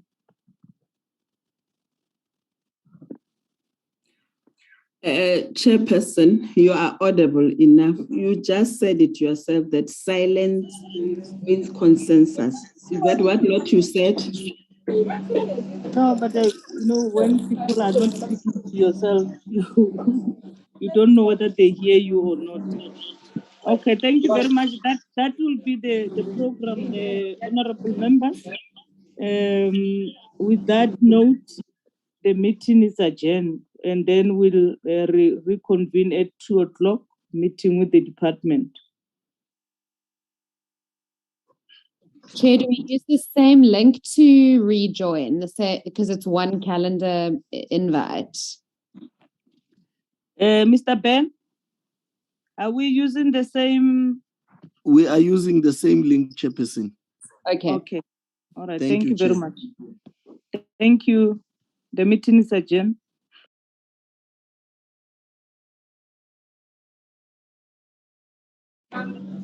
Thank you, Chair. We must stop her.